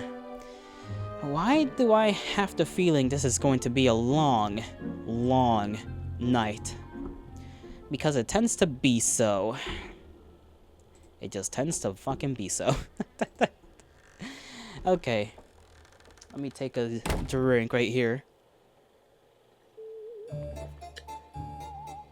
Before we continue, I'm gonna skedaddle for a few minutes, put some water to heat up on the saucepan, and then I'll come back. Alright, because tea time. I need my tea, otherwise my throat gets all funny.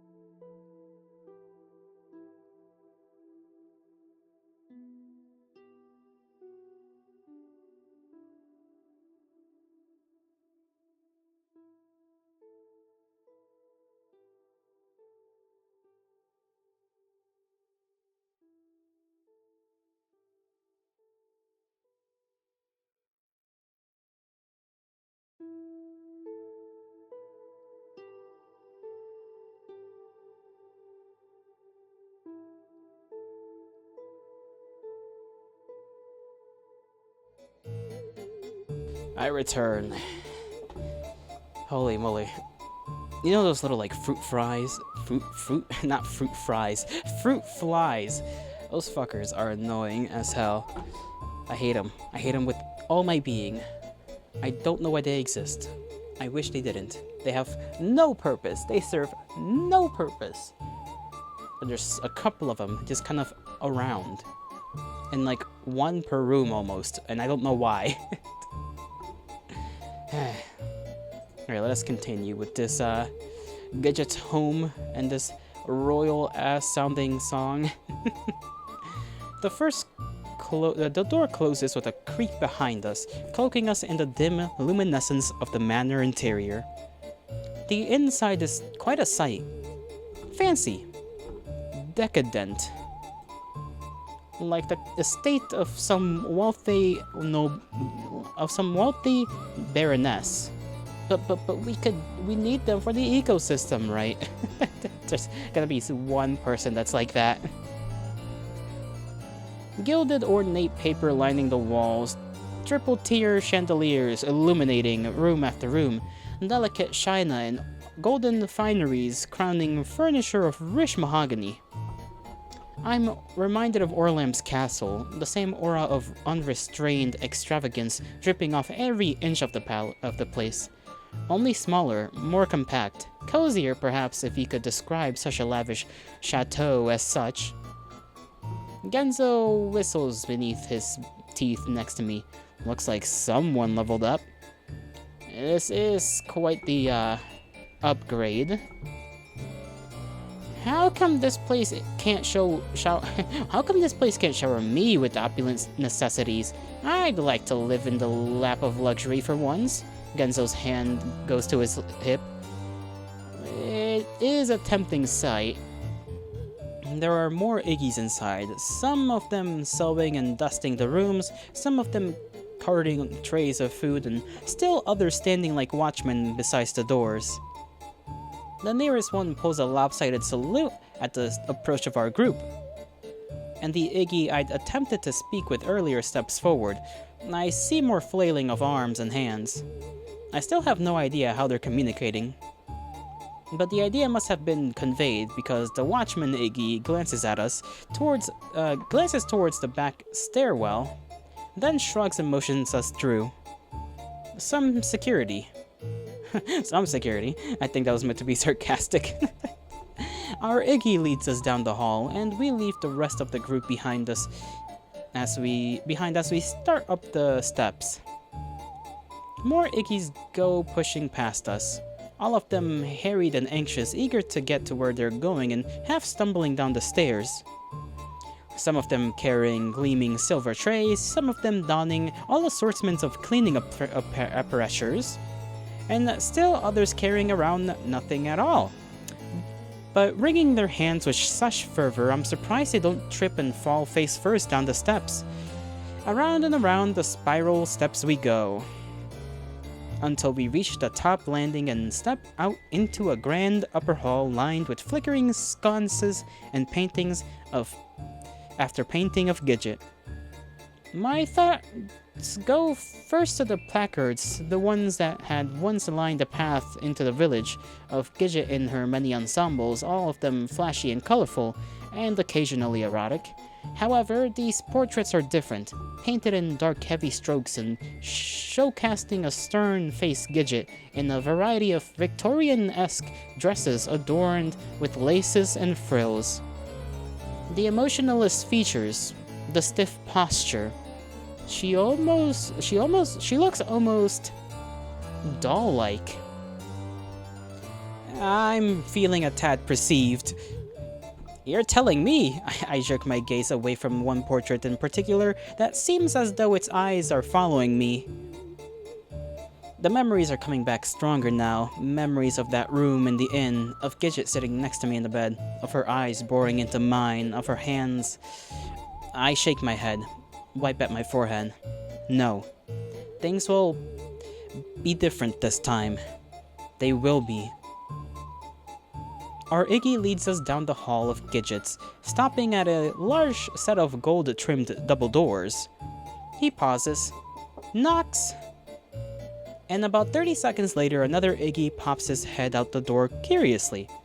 He sees us, blinks, then shuts the door. Another minute passes, and I scratch at my calf with the sides of my foot in awkward silence. Finally, he returns, and this time the door opens wide. We're ushered into an ornate bedroom. A giant four-postered canopy bed sits against the wall, its enormous mattress topped with a marshmallow-like duvet and an army of fleecy pillows. Plush purple carpets line the wide expanse of the floor, and dainty decollete furniture interrupts the horizon in picture-perfect arrangement, all of it allowing us all of it looking as though carefully carved by a master craftsman. I feel myself start to sweat as I look around. Oh, goodness me, Iggy, what a pleasant surprise! My gaze shoots to the sound of the voice, the enormous round tea table on the right-hand side of the room. And the owner of the voice, currently situated snugly amongst a fountain of frilled blankets at its head. Gidget? Gidget beams at us from above her porcelain teacup. She looks the same as the portraits outside, all done up from head to toe in lace and filigree. A delicate, wide-brimmed hat crowning her head, and her lower half completely obfuscated by a giant, billowing skirt that flows across the floor like a waterfall of purple. She tilts her head to the side with a bemused thrill. And perfect timing, too! I was just sitting down for tea. Why won't you join me?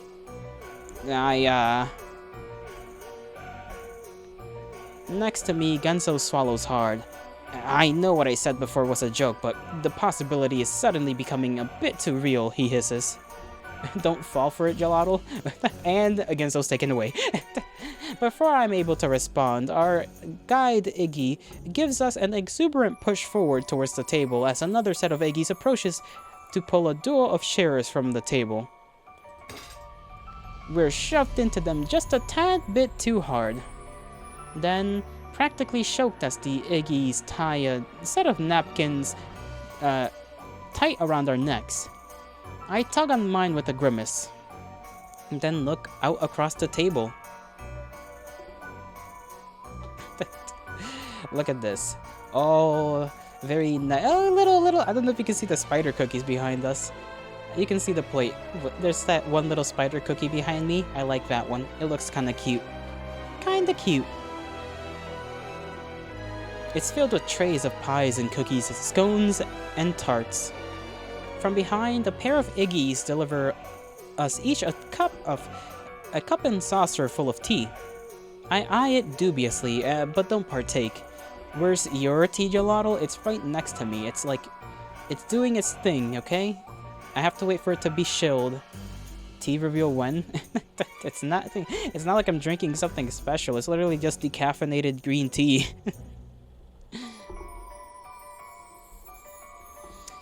It's ever so lovely that you would join me today.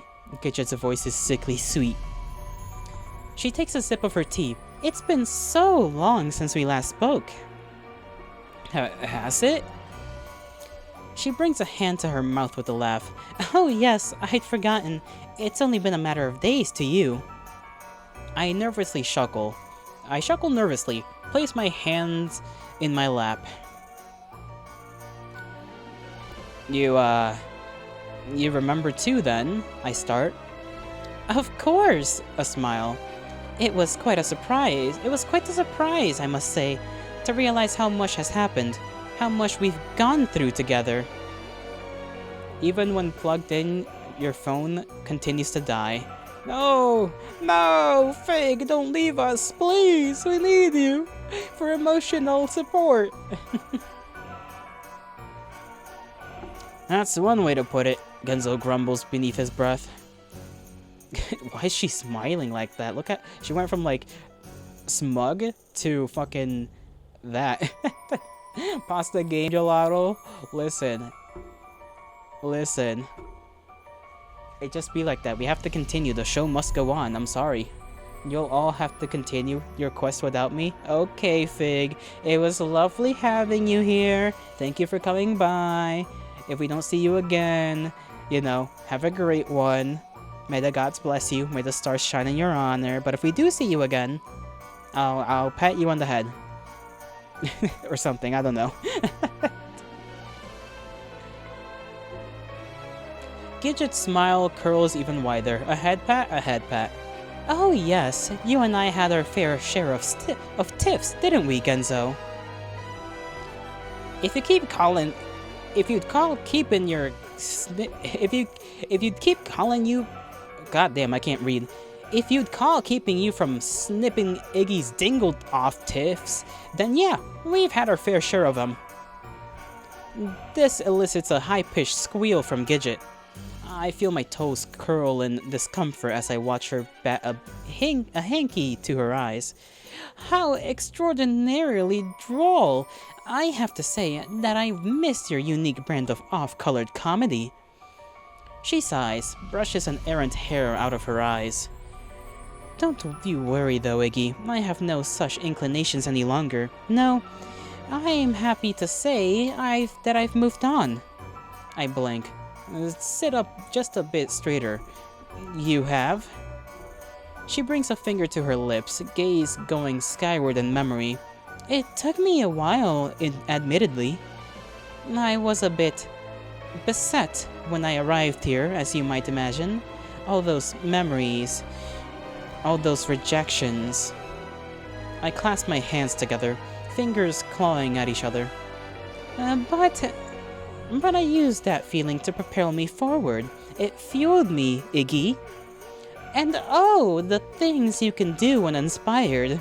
She splays her hands with such energetic gusto that a few splashes of tea jump out to decorate her shin. Notice how he's scared to read that? You got him? What the fuck are you talking about? Can you even reach? Oh, I didn't see that. You take the slightest mistake and just run off with it, don't you, Viewbot? One of the Iggies slides over to quickly wipe them away. She takes his opportunity to tug on his collar, her fingers caressing his cheek. Oh, my beautiful darlings, for instance. The Iggy curls in against her palm with an affectionate nuzzle. I programmed all of them myself. Wonderful, aren't they? Adorably efficient, obedient. Uh-huh. She runs a finger beneath her shin with a lascivious grin. Magnificent in bed. The temperature of my cheek raises about 500 degrees. And next to me, Genzo promptly chokes on his own spit. He beats his fist against his chest as he coughs half his lung. And they're everything I could ever want. Perfect companions for a perfect life. Gidget returns her attention to her tea with a leer, fingertips holding it poignantly to her lips as she blows across the surface. Anything to push the agenda, Yolotto? What are you, a politician now? Without thinking, I grab my own tea, hands shaking as I take a sip. Any kind of distraction is a godsend right now. Those childish feelings have long since passed, though. I have no need for things like anger and jealousy. No, they would be quite unbecoming, I think. I've expunged all such imperfect urges from my life. That's nice. I stare down at my tea. At any rate, eat. The food will go to waste otherwise, and you two are surely famished after your little adventure, she says with a demure smile. She's not wrong, but something about the food makes my stomach turn. All of it's sweets. Too sweet. The cloying smell curling in my sinuses and making my stomach roil. What do you mean, go to waste? Aren't you gonna eat any of it? Genso muses as he scratches his cheeks. Gidget pauses, a look of absolute bewilderment coloring her features. Then laughs. Laughs as though she's heard the most amusing anecdote of her life. I think we're gonna have to kill her this time, Gelato. She's too freaked out right now. She's too freaked out, or are you too freaked out?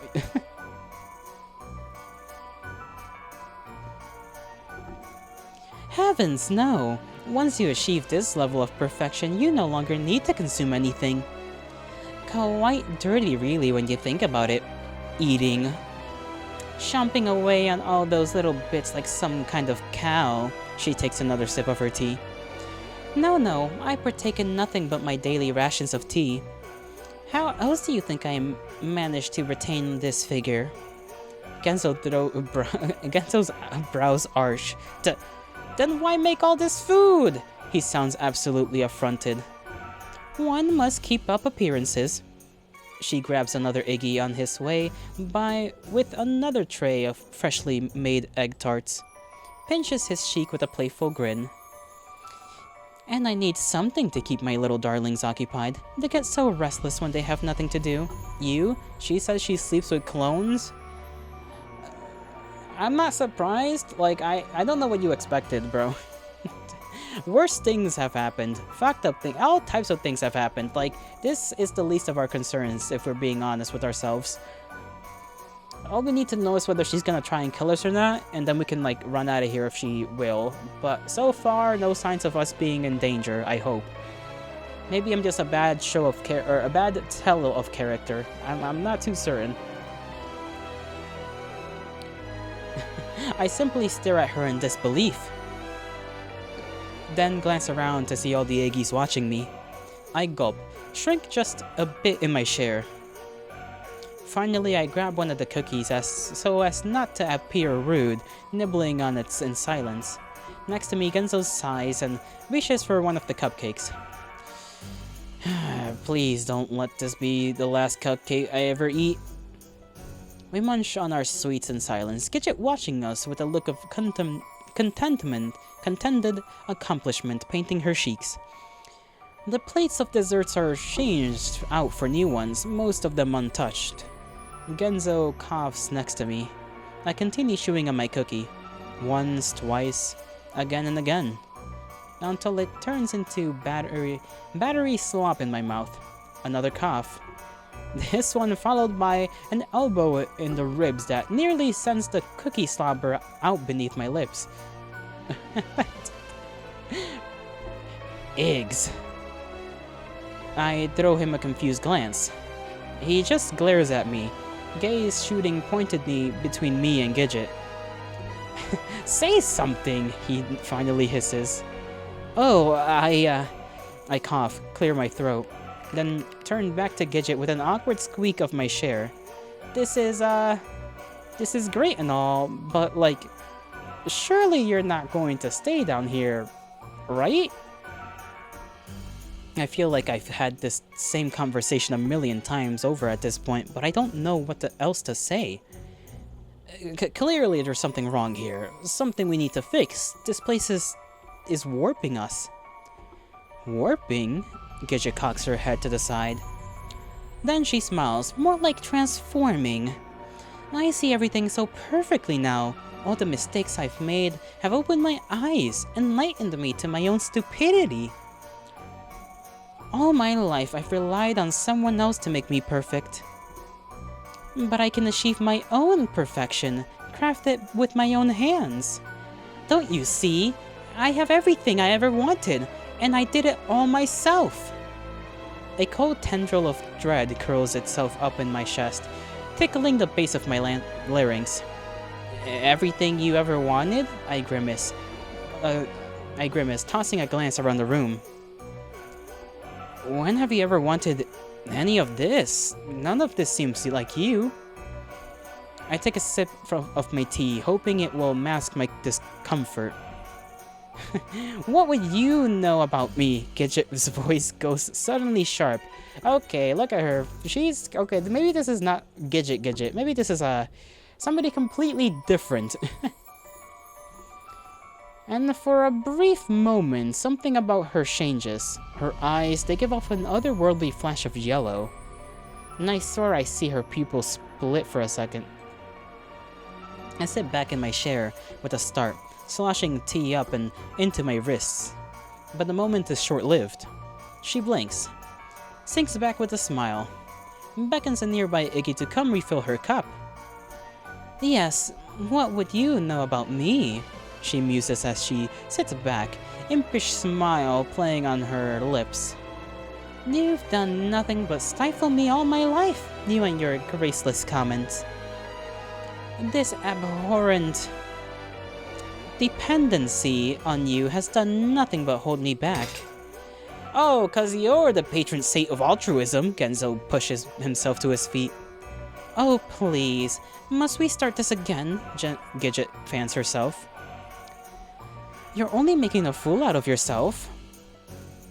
It's fine, Genzo. Like, relax, you know?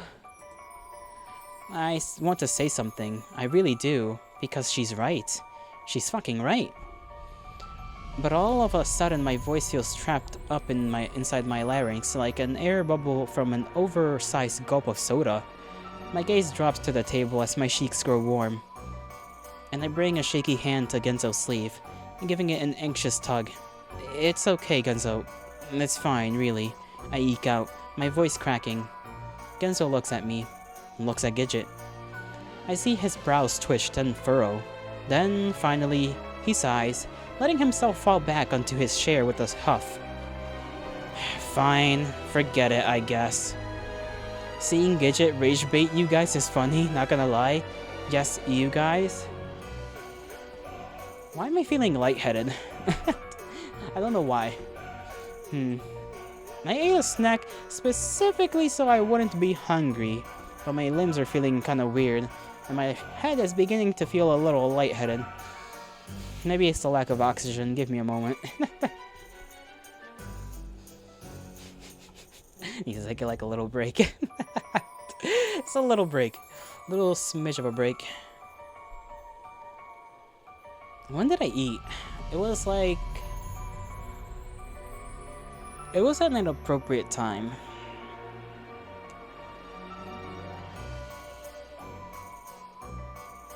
$12? It's only been 2 hours. Let me drink some of my tea to help me hopefully stay alive.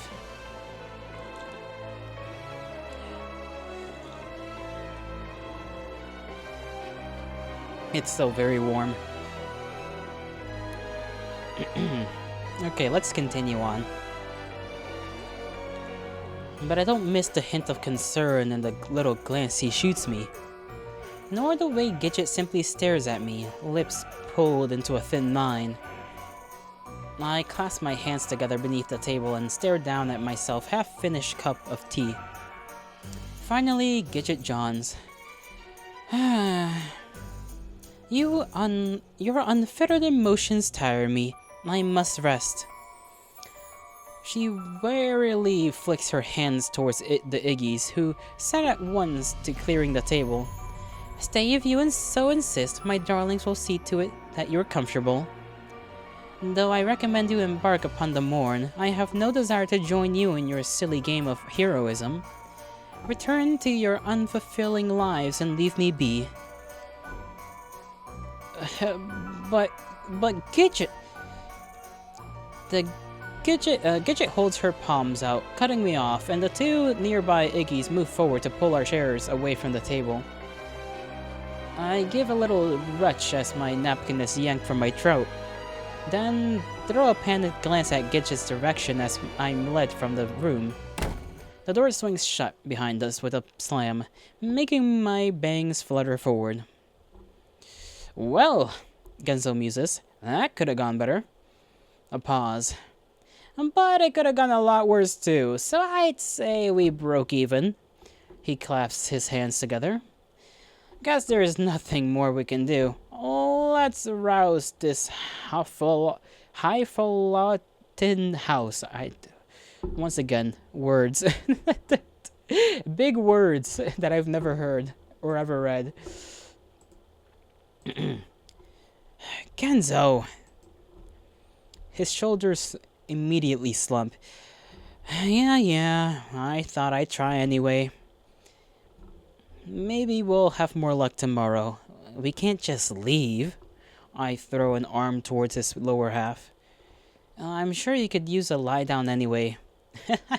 You're admittedly not wrong about that. I've been about ready to pass out for the last hour. I cringe. I can't tell if he's exaggerating or telling the truth. Probably a little of both. Come on. I give his shoulder an encouraging pat. We'll get some rest. Can't we ask one of the Iggies to, like, patch him up or something? Put some lotion on them legs? Then turn toward the front, where our Iggy guide is standing head cocked and staring at us curiously. Oh, my shoulders slump. Sorry, were you waiting for us?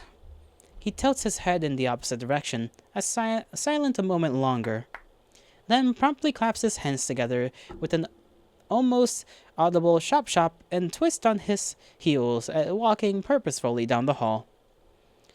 We fall into step behind him. Once back at the bottom stairs, he takes a left, leading us down a corridor with the more flustered Iggies running to and fro. Further, past open doors leading into what looks like library, studies, tea rooms, dining rooms, curving around the outside of a miniature theater room, complete with the heavy silk curtains and rows of velvet seats.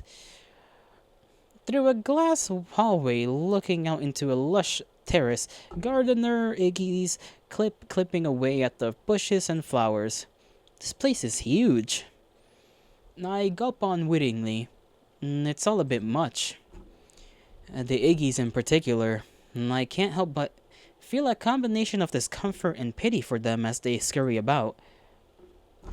Finally, after it feels like we've walked at least a couple entire cities over, our guide comes to a stop in the middle of a quietish hallway lined with doors. He glances left, right, then gestures towards the two closest. Thank fucking God! Was half expecting us to run into the Minotaur down here. I throw a glance at the door. These are for us? A zealous nod.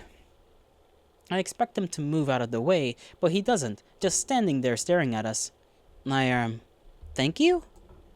I cough.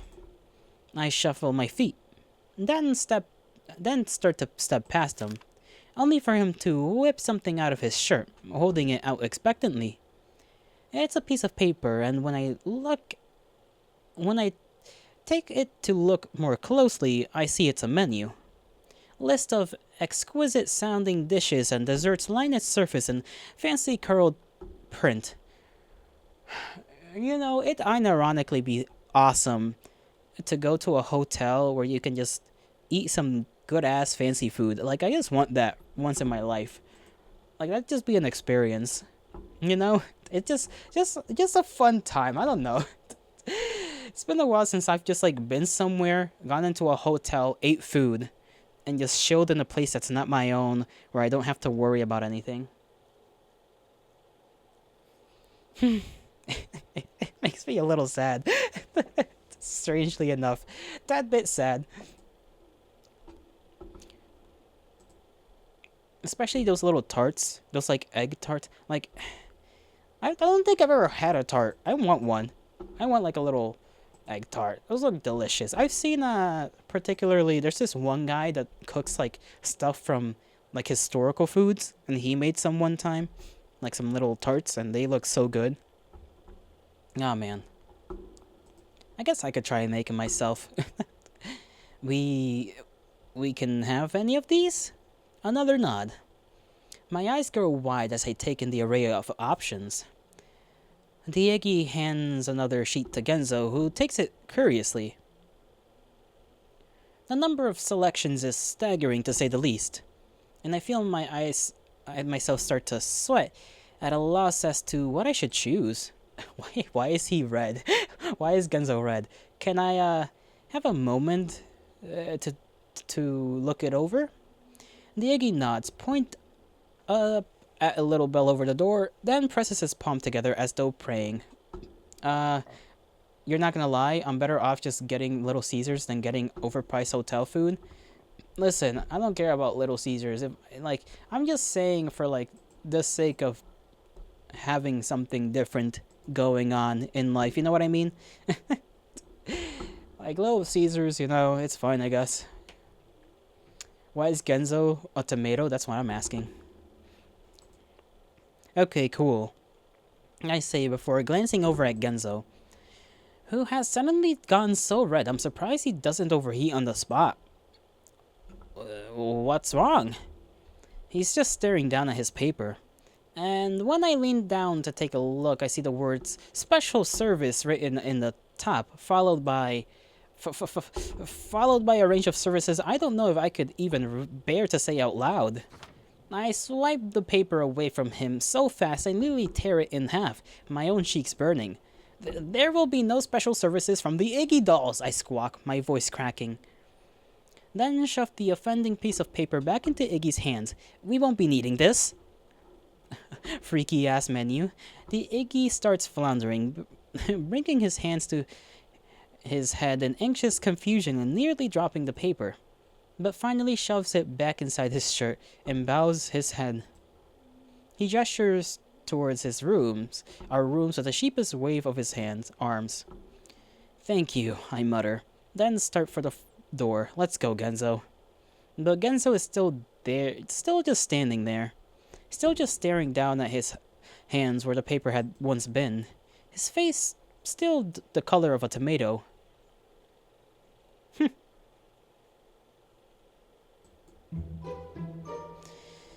A few hours later, I showered, toweled, and swaddled myself in 2-inch thick bathrobe, feeling altogether more refreshed.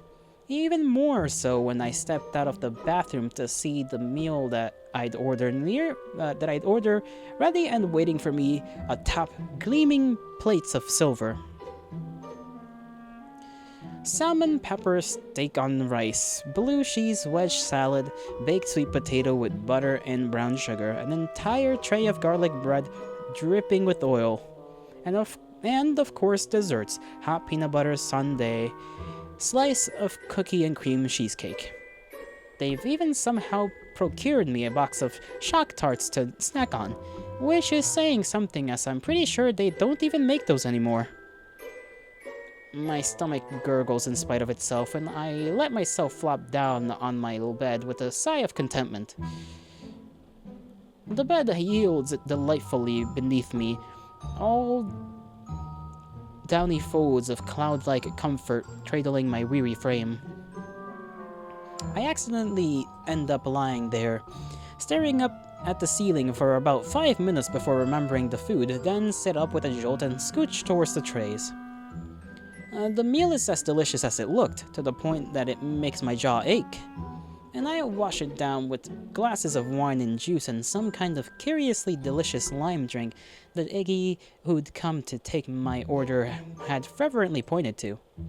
Between the food, the bed, the shower, and robe, I feel like $1,000,000, awash in unbridled complacency. There's way too much food for me to finish. Once my stomach begins to complain, I take a break, lying back amongst the downy blankets to snack on the shock tarts as I study the surrounding walls. It's a cozy room, the same ornate vibes as the rest of the place, but smaller, more compact. Good vines and leaves run up the wallpaper to nestle beneath exquisitely carved frames outlining the ceiling. Wall-high curtains hang in heavy-set folds that dive from the rod like pressed fondant, and brilliantly polished furniture garnishes the environs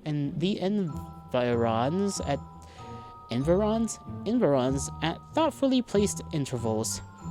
I close my eyes, breathe it in, For once, my anxiety is nowhere to be found. I feel good. Another sigh. I let my gaze wander the room as I roll over onto my stomach. First to the shelf lined with books and trinkets on the far wall, then to the cupboard next to it, a small television set sitting on top. Curious. There's TV here? I push myself back up to a seat, search around for a remote, then click it on. A sprightly professional tune begins to play as the screen comes to life, people talking. It's a news broadcast, only the one sitting behind the desk is Gidget, donning a crisp blue suit with her hair up in a high bun. Night in Wonderland Insider, we have your daily dose of news from across the kingdom. As always, things couldn't be better. Clear skies as far as the eye can see, a lovely breeze coming in across the water. Yes, I'd say it's simply perfect. The perfect day to step out and take life by the reins, wouldn't you agree? A camera cuts away to a new scene with another desk, where Gidget is also sitting, only this time dressed in a sunny yellow dress and seated on a sprawling white couch. I'd say it is, and you know what else it's perfect for? Today's words of inspiration. Remember, pessimism leads to weakness, while optimism leads to power. You can be perfect too if you only lock away those impure thoughts. Become who you always were meant to be. The camera cuts away again. This time to another set, where a Gidget in a trendy-looking sweater and cat-eye sunglasses stands amongst a bed of fake flowers and backdropped by fluffy white clouds. And now for today's fashion advice. Just because you're at home with the kids doesn't mean you need to look like a slob. Now, you can make the other moms jealous with this jazzy sweater combo that'll have your man swooning when he comes home. Practical and sensation. I jam my fingers into the channel button. This is getting too weird. This time, the speakers greet me with a sprightly summery tune, and my brows raised as I take in the sight of a bikini-clad Gidget standing in front of a gaggle of beswim-trunked Iggies. She's moving her body in time with the music, arms up and out, stretching from right to left, all while calling out words of encouragement as the Iggies follow in time behind her. I blink. Watch it for a moment. It's quite relaxing, actually. The music and movement. That's the way. You're doing great. Up, down, left, right. It's soothing. Without really thinking about it, I slide off the bed and stand in front of the TV. Then silently begin following along. 1, 2, 1, 2. Now touch your toes. Right to left. What is this goddamn 70s freaking 70s like gym type of showcase?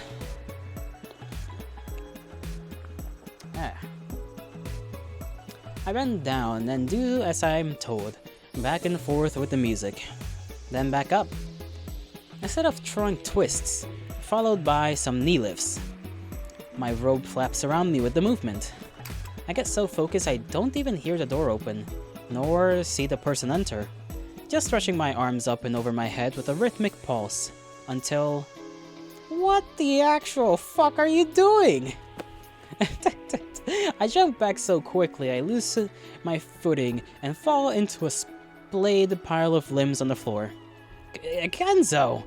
I sit up with a flush, pulling my mused robe back in tight around my frame and scrambling for the remote. I click the TV off and the room goes uncomfortably quiet. Genzo stares at me, blinks, then finally... Should I even ask? I shake my head in quick, bashful little jerks, then race shakily back to my feet. What are you doing here? Well, I was going to suggest we do a bit of investigating, mostly because I figured you were probably over here worrying yourself into an anxious little mess, but I see now that I may have been mistaken. His gaze flakes towards the half-finished plates of food and dessert. the pile of moose sheets. Made yourself at home, did ya? My cheeks go red again, and I attempt to extricate a low, hanging clump of bang around from in front of my eyes. Genzo smiles, laughs. I mean, if you're fine, I'm fine, I guess.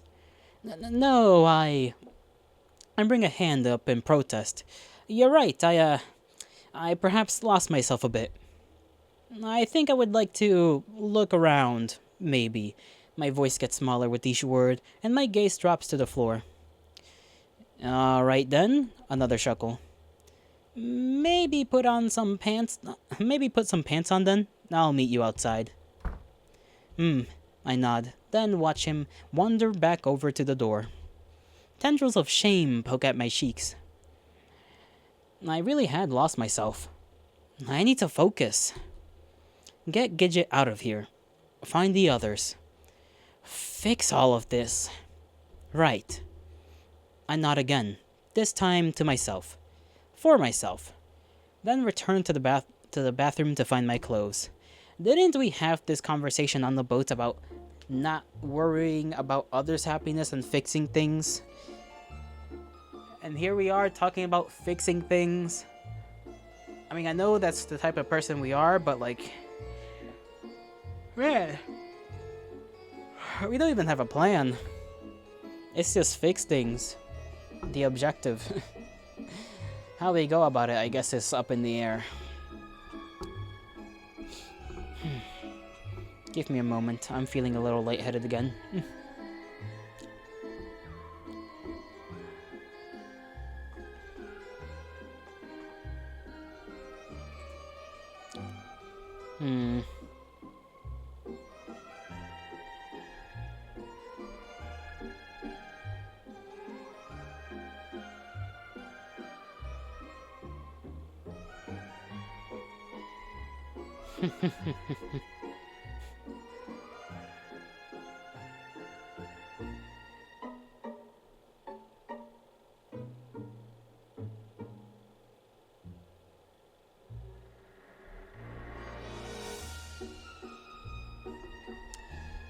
Well then.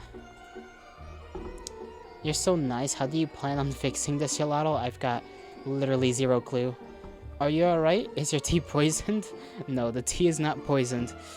I'm just, I don't know what's going on, actually. It might just be the heat, if I'm being honest. It can't be that I'm hungry. Like, I feel like that can't be it. Although it's plausible. It's probably just the heat. If the manor had felt large before, now it felt positively enormous. Every corner we turn reveals more and more hallways, and every hallway is lined with more and more doors.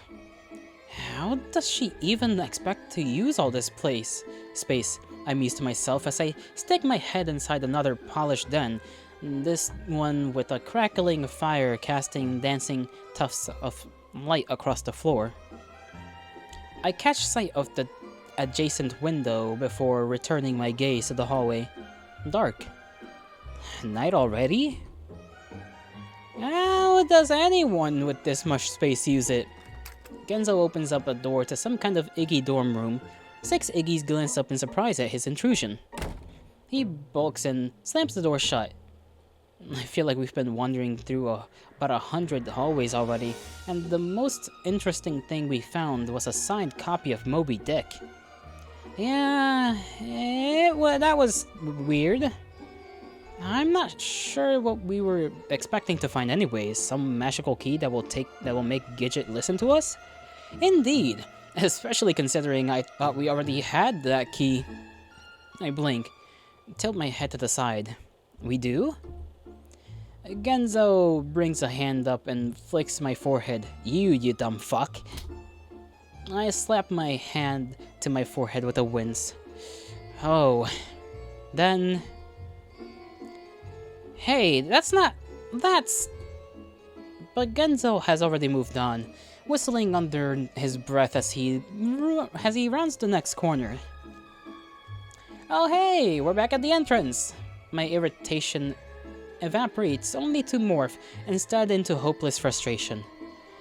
That means we walked around the entire place! I throw my hands out in exasperation, which startles the nearby Iggy standing watch by the door. Well, we call it a night then? Get ourselves some shut-eye? I scratch at my head, eyes wandering the entry hall. It looks the same as when we walked in, only yellower now that the light from the hall sconces from the wall sconces is illuminating the space. I turn around toward the back stairs leading to Gidget's room. Is she up there now? What is she doing? A curless of guilt plays with my spine. You've done nothing but stifle me all my life, you and your graceless comments. If only I could talk to her, apologize, or something. Nothing I say will take back the things I've said, fix them. But maybe somehow, when I drop my gaze, I notice the stairs kept going downward, spiral continuing past the edge of the floor. Oh. Genzo wanders up next to me. There's a basement? Apparently. Either that or a portal to hell, which is funny because I thought we were already there. I start slinking towards the stairs to peek over the railing, trying to catch a glimpse of the lower floor. It feels forbidden somehow. No one had said a thing about us walking around, not even when we'd barged into rooms or gotten in the way of Iggy's trying to go about their hurried tasks. But somehow, looking at those descending stairs, I can't help but feel this area is off limits. I glance back. Genso's just looking at me.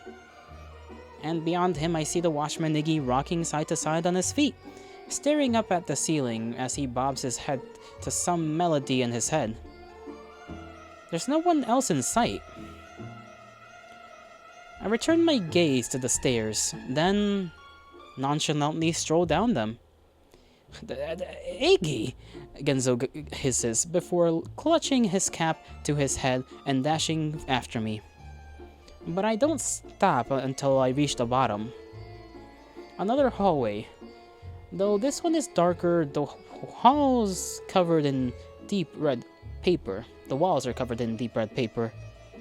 And the sconces are spaced further apart, their flickering light casting long shadows across the floor. Genzo nearly rams into my back as he comes flying down the stairs after me. Jesus, maybe warn a guy before you decide to go all Lupin the Third, would you? Fucking Lupin reference! I was trying to be subtle. Subtle and you go together like my ass in those horrible Landbrook City bus seats. You try, but you just can't make it work. His gaze goes to the hallway. He blinks. This does look mildly promising, though. In a probably going to get us killed kind of way. Come on, let's check it out. I start forward down the hall.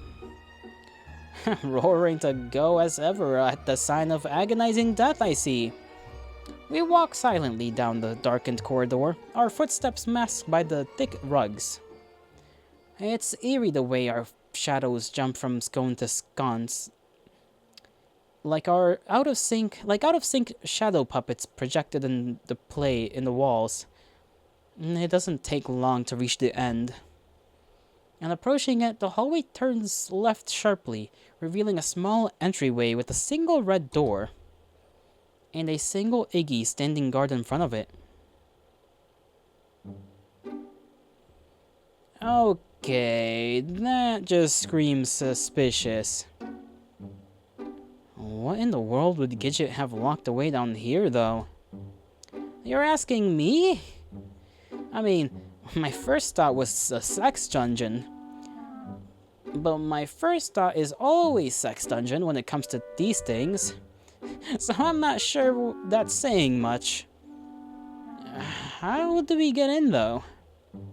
Hey, I think we could take him. We are not attacking the Iggy doll. Not only would that feel just wrong, but for all we know, they could have some kind of, I don't know, built-in alert function. Fine, fine. You got another brilliant plan? I pulled back, finger to my shin. Now distract them. Then you slip inside. I have to go? Well, we can't both go. What if we get trapped down there? This way, I'll be able to get you out if anything happens. Oh, you will? Mr. Allergic to Conflict? I'd like to see that. This elicits a laugh. I really don't like this plan. Come on, it'll be fine. I'll stay here until you come back. Then I can distract the guard again. Genzo rubs his shin, furrows his brows, looks at me. Fine. But only because I'm pretty fucking curious of what's down there. He jabs his finger into my chest. But you better goddamn well stay right here. You hear me? No wandering off and getting yourself into trouble, as you want to do. I raise my hand in defeated acceptance. I will. Iggy Maxwell, I swear to God, if you... He curses beneath his breath, but ultimately shakes his head. Whatever, just go do your thing. Distract the little button-eyed bugbear. Aye, aye, Captain. I shoot him a playful salute that makes the corner of his mouth twitch, then peek around the corner. The Iggy guard is still standing in front of the door. He is rocking from side to side, looking up at the ceiling, looking down at the floor, scrutinizing something on his wrist. This doesn't seem like it's going to be particularly difficult. I clutch my hand to my chest with an over-exaggerated groan and stumble out onto the middle of the room. The Iggy jumps back in surprise, going ramrod straight. Then comes rushing over. Oh God, the pain! I stagger, half trip, take another few fleeting steps, then collapse onto a heap as far away as possible from the door as I can. I claw my fingers into the folds of my shirt, beneath labored and voice hoarse. I can't see the light. The Iggy guard looks positively distraught. He slaps his hands to his cheeks, gazing down at me in concern. But please, help. I don't think I have much longer. I reach my fingers towards him. Now he's pounding the heels of his hands to his forehead. I almost feel guilty. Almost. With a little wobble, he drops to his knees next to me, tentatively reaching towards my shoulder. Despite being made of buttons, his eyes are surprisingly emotive. And the look of sheer despair he's giving me is enough to make me feel like I'm actually dying. He pulls my upper half onto his lap, hands smoothing back my hair. Thank you, I eke out. I'm just glad to have someone here at the end. Big, salty tears start streaming down the Iggy's face. No! He's making me feel bad. He's just a little guy. He doesn't know. He doesn't know what a dying person looks like. He's experiencing such grief for the first time. I have no idea where they came from. They're just there. And with a shuddered jerk, he squeezes me against his belly with a hug so tight I can't even breathe. I let out a muffled eep, but catch sight of the door just around the bony hump of Iggy's waist. Genzo has it open, but it's just standing there, shooting me a look of pure, unadulterated bewilderment. I blink, jerk my head in the direction of the door with a glare, then bury myself into Iggy's embrace with an even greater fervor, letting out a series of throaty sobs. Wait till he finds out you're trolling. Only once I see the door close. though I pull back with a jerk. The Iggy looks at me. I look at the Iggy. We stare at each other for a good 30 seconds. Then I bring my hands up with a shrug. Oh, I guess I'm feeling better now. I laugh, push myself up to my feet, then walk stiff-legged back toward the hallway, then around the corner. I don't stop until I'm well out of sight, my back to the wall and my heart beating out of my chest. I hadn't even realized how nervous I had been the entire time. In the heat of the moment, I guess. But now I'll still rush to catch up with me. But now it's all rushing to catch up with me, and for a second, it feels like my head's spinning. I just stand there and breathe until my body finally begins to unclench. When I'm feeling semi-normal again, I chance a glance back around the corner to see the Iggy just standing in the middle of the room, brows curled in confusion. He brings a finger to his shin, looking left, looking right, then finally wandering back towards the door with a scratch of his head. Poor guy, he's just confused. I really pray that these guys don't turn evil. They seem genuinely just very innocent. They're just innocent little guys. They don't know any better.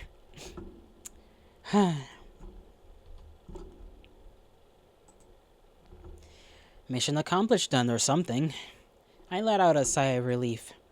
Now to wait. Wait? Well, of course we wait. Really? My gaze wanders back down the hallway towards the steps. That's not why you came down here. That's not why you suggested splitting up. I bite down on my lip. You wanted to go find her. It's true. Maybe they'll turn on Gidget. I have a little faith in that happening. I want to talk to her. I need to talk to her. It might be the only chance I've got. And I've got to do it alone, something Genzo would never have approved of. Deep down, I've been planning this the whole time. I'm the only one that can fix this. I run a shaky hand through my hair, forehead sweaty. Damn, I lasted a grand total of about 30 seconds, didn't I? I throw a silent apology in Genzo's direction, then take off back down the hall. I really... That fucker probably lasted a grand total of 30 seconds. I was gonna say, I really kinda feel bad for him. Genzo scowls, lets his gaze wonder his new environment. I was gonna say, if Genzo actually finds something worthwhile, and we're not there to know about it as well, that's something even I would be a little mad at. It's dim on the other side of the door, and he nearly stumbles down the stairs in front of him. He lets out a string of 4-letter words and throws a hand out against the stone wall to catch himself. You know, this could be the place where Gidget makes the Iggies. Fuck this house, he swallows. Clenched his jaw. Takes a tentative step forward to seek out the next stairs. It creaks beneath his weight. Fuck this. This playground of death, another step. Fuck those fucking murder rabbits, another. Fuck Miss Muffet and her fucking tea party, another. And fuck Iggy for not even fucking doing what I fucking tell him to do. He makes it to the bottom with a huff. Then just stands there, sighs, readjusts his hat, and finally, no, don't fuck Iggy. He wouldn't like that. He rubs at his face and turns towards his environs instead.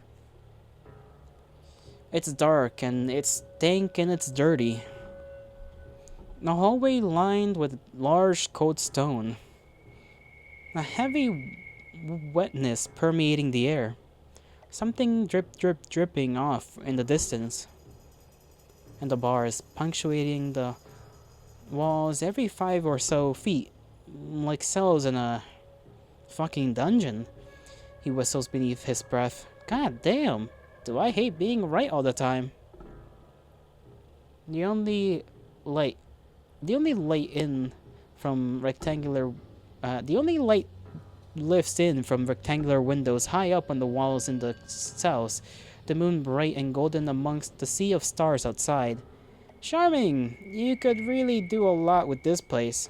He begins walking forward, dodging a few low-hanging spider webs with that catch on his cheeks. Then taps a finger against one of the bars on his left, almost as though testing its durability. Gidget, gidget, gidget. Just what do you got down here, huh? He peeks through into the empty cell beyond, gaze jumping between the puddles of stagnant water collecting in the grout. What could be so egregious you would need to lock it away like a plague-infected son of a gun? He resumes his forward amble, hands shoved in his pockets, past cell after cell, each one as empty as the next, as dismal as the next. A sudden bone-chilling breeze curls around his legs and up under his coat, bringing him to a stop. He looks right, left, his face white. I really hope I'm not about to be brutally butchered here in the next 30 seconds. Then continues. After about 15 more hesitant steps, he nears the end of the corridor. A single final cell at its head, somehow darker and murkier than the rest. You scared, Gelato? Not really. It's okay. Oh, you are a great jokester. Dude, I really want some fried chicken. Like chicken strips with some barbecue sauce. Fuck, that'd be so good.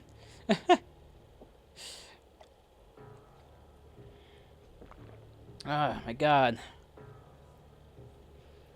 Maybe I am hungry.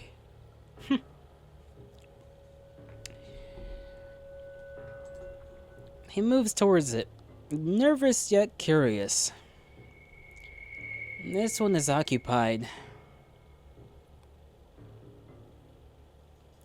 A shadowy figure sits against the inside wall, barely visible amongst the surrounding gloom.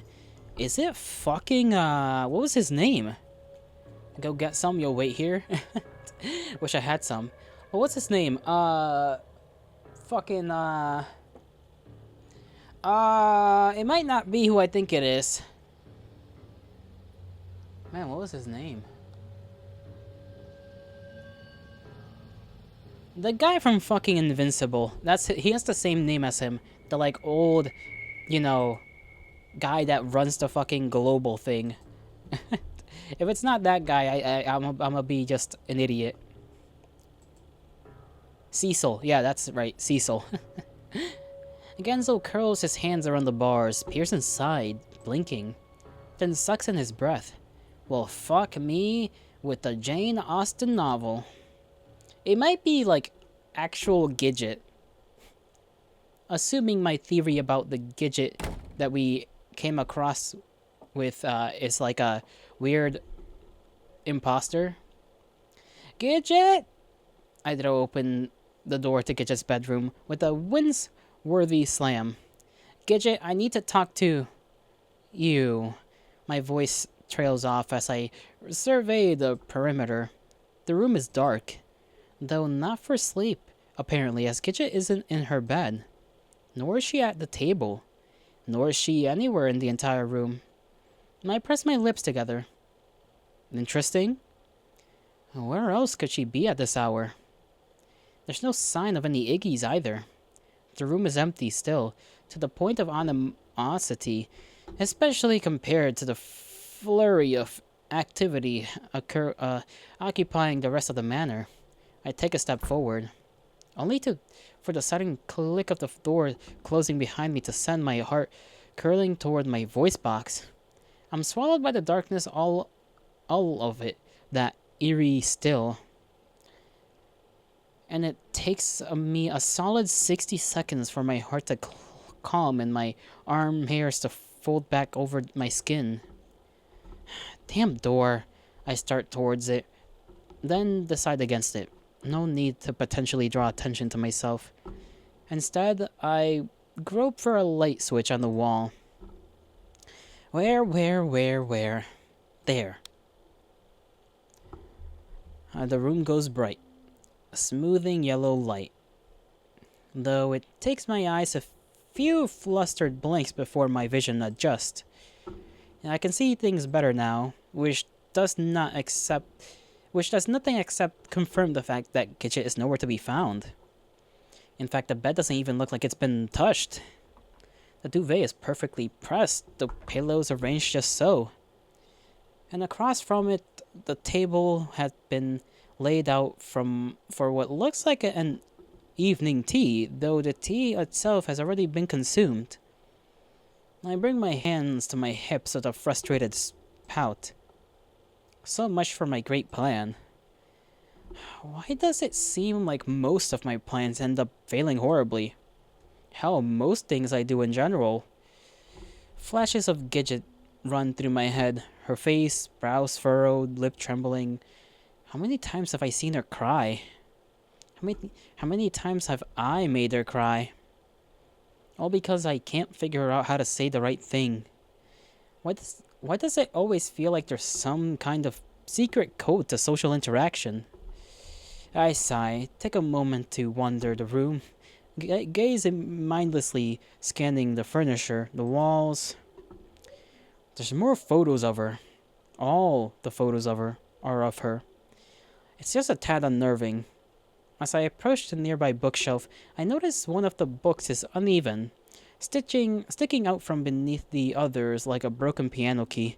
How many times have I made your Lotto cry? You make me cry all the time. Charlotte's Web. Now there's a book I haven't thought about in a long while.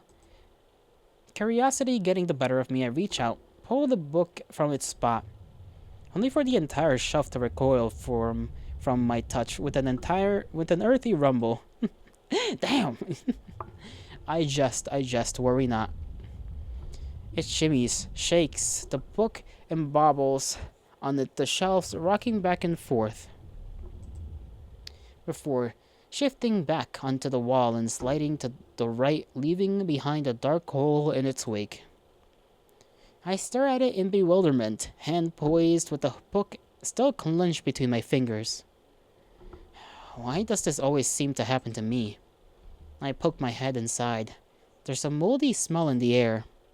And from what I can see in the light from the room, the walls appear slick and lumpy. I make a face. But I don't seem to have much of a choice. At least not if I want to figure out what's going on here. So with a sigh of resignation, I place the book on the bedside table and start my trek down the newly opened shaft. Here is where I'll save it for the next time, ladies and gents of the Court of Agincourt. Because I am hungry like a beast who has not eaten in many a day. And if I don't take care of that, it's gonna be annoying. So, what did we think so far, huh? Give me your opinion, and I shall try and give you mine after I form it.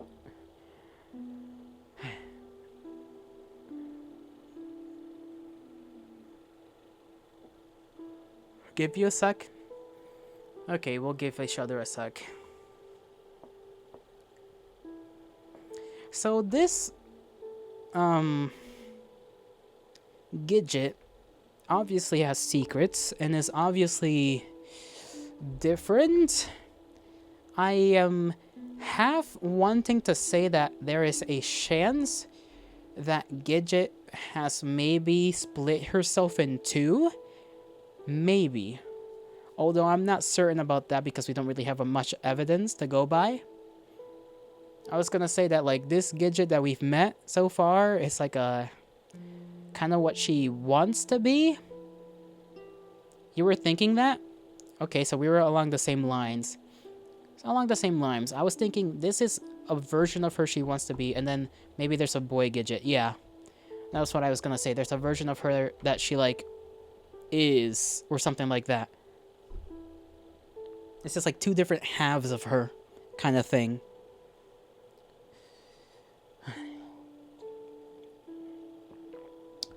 But the question is, how the hell would she have, like, done that? You know what I mean? I know you can do just about anything in Wonderland, but I did not think that, like, came to the extent of, like, basically augmenting yourself in some way, shape, or form. I guess maybe asking questions is a bad idea, but yeah, if that's true, that would be very interesting, because then we'd be dealing with, like, one half of Gidget possibly journeying with us, the other half, I don't know how. You think she might have made a weird wish? Probably, yeah. She's probably done something odd. Which only makes me wonder what the hell Orlam must have wished for. Because I assume, like, it can't be the same shit. I mean, it probably is, because the rabbit guards are still alive. Does she remember the other loops? Would make sense.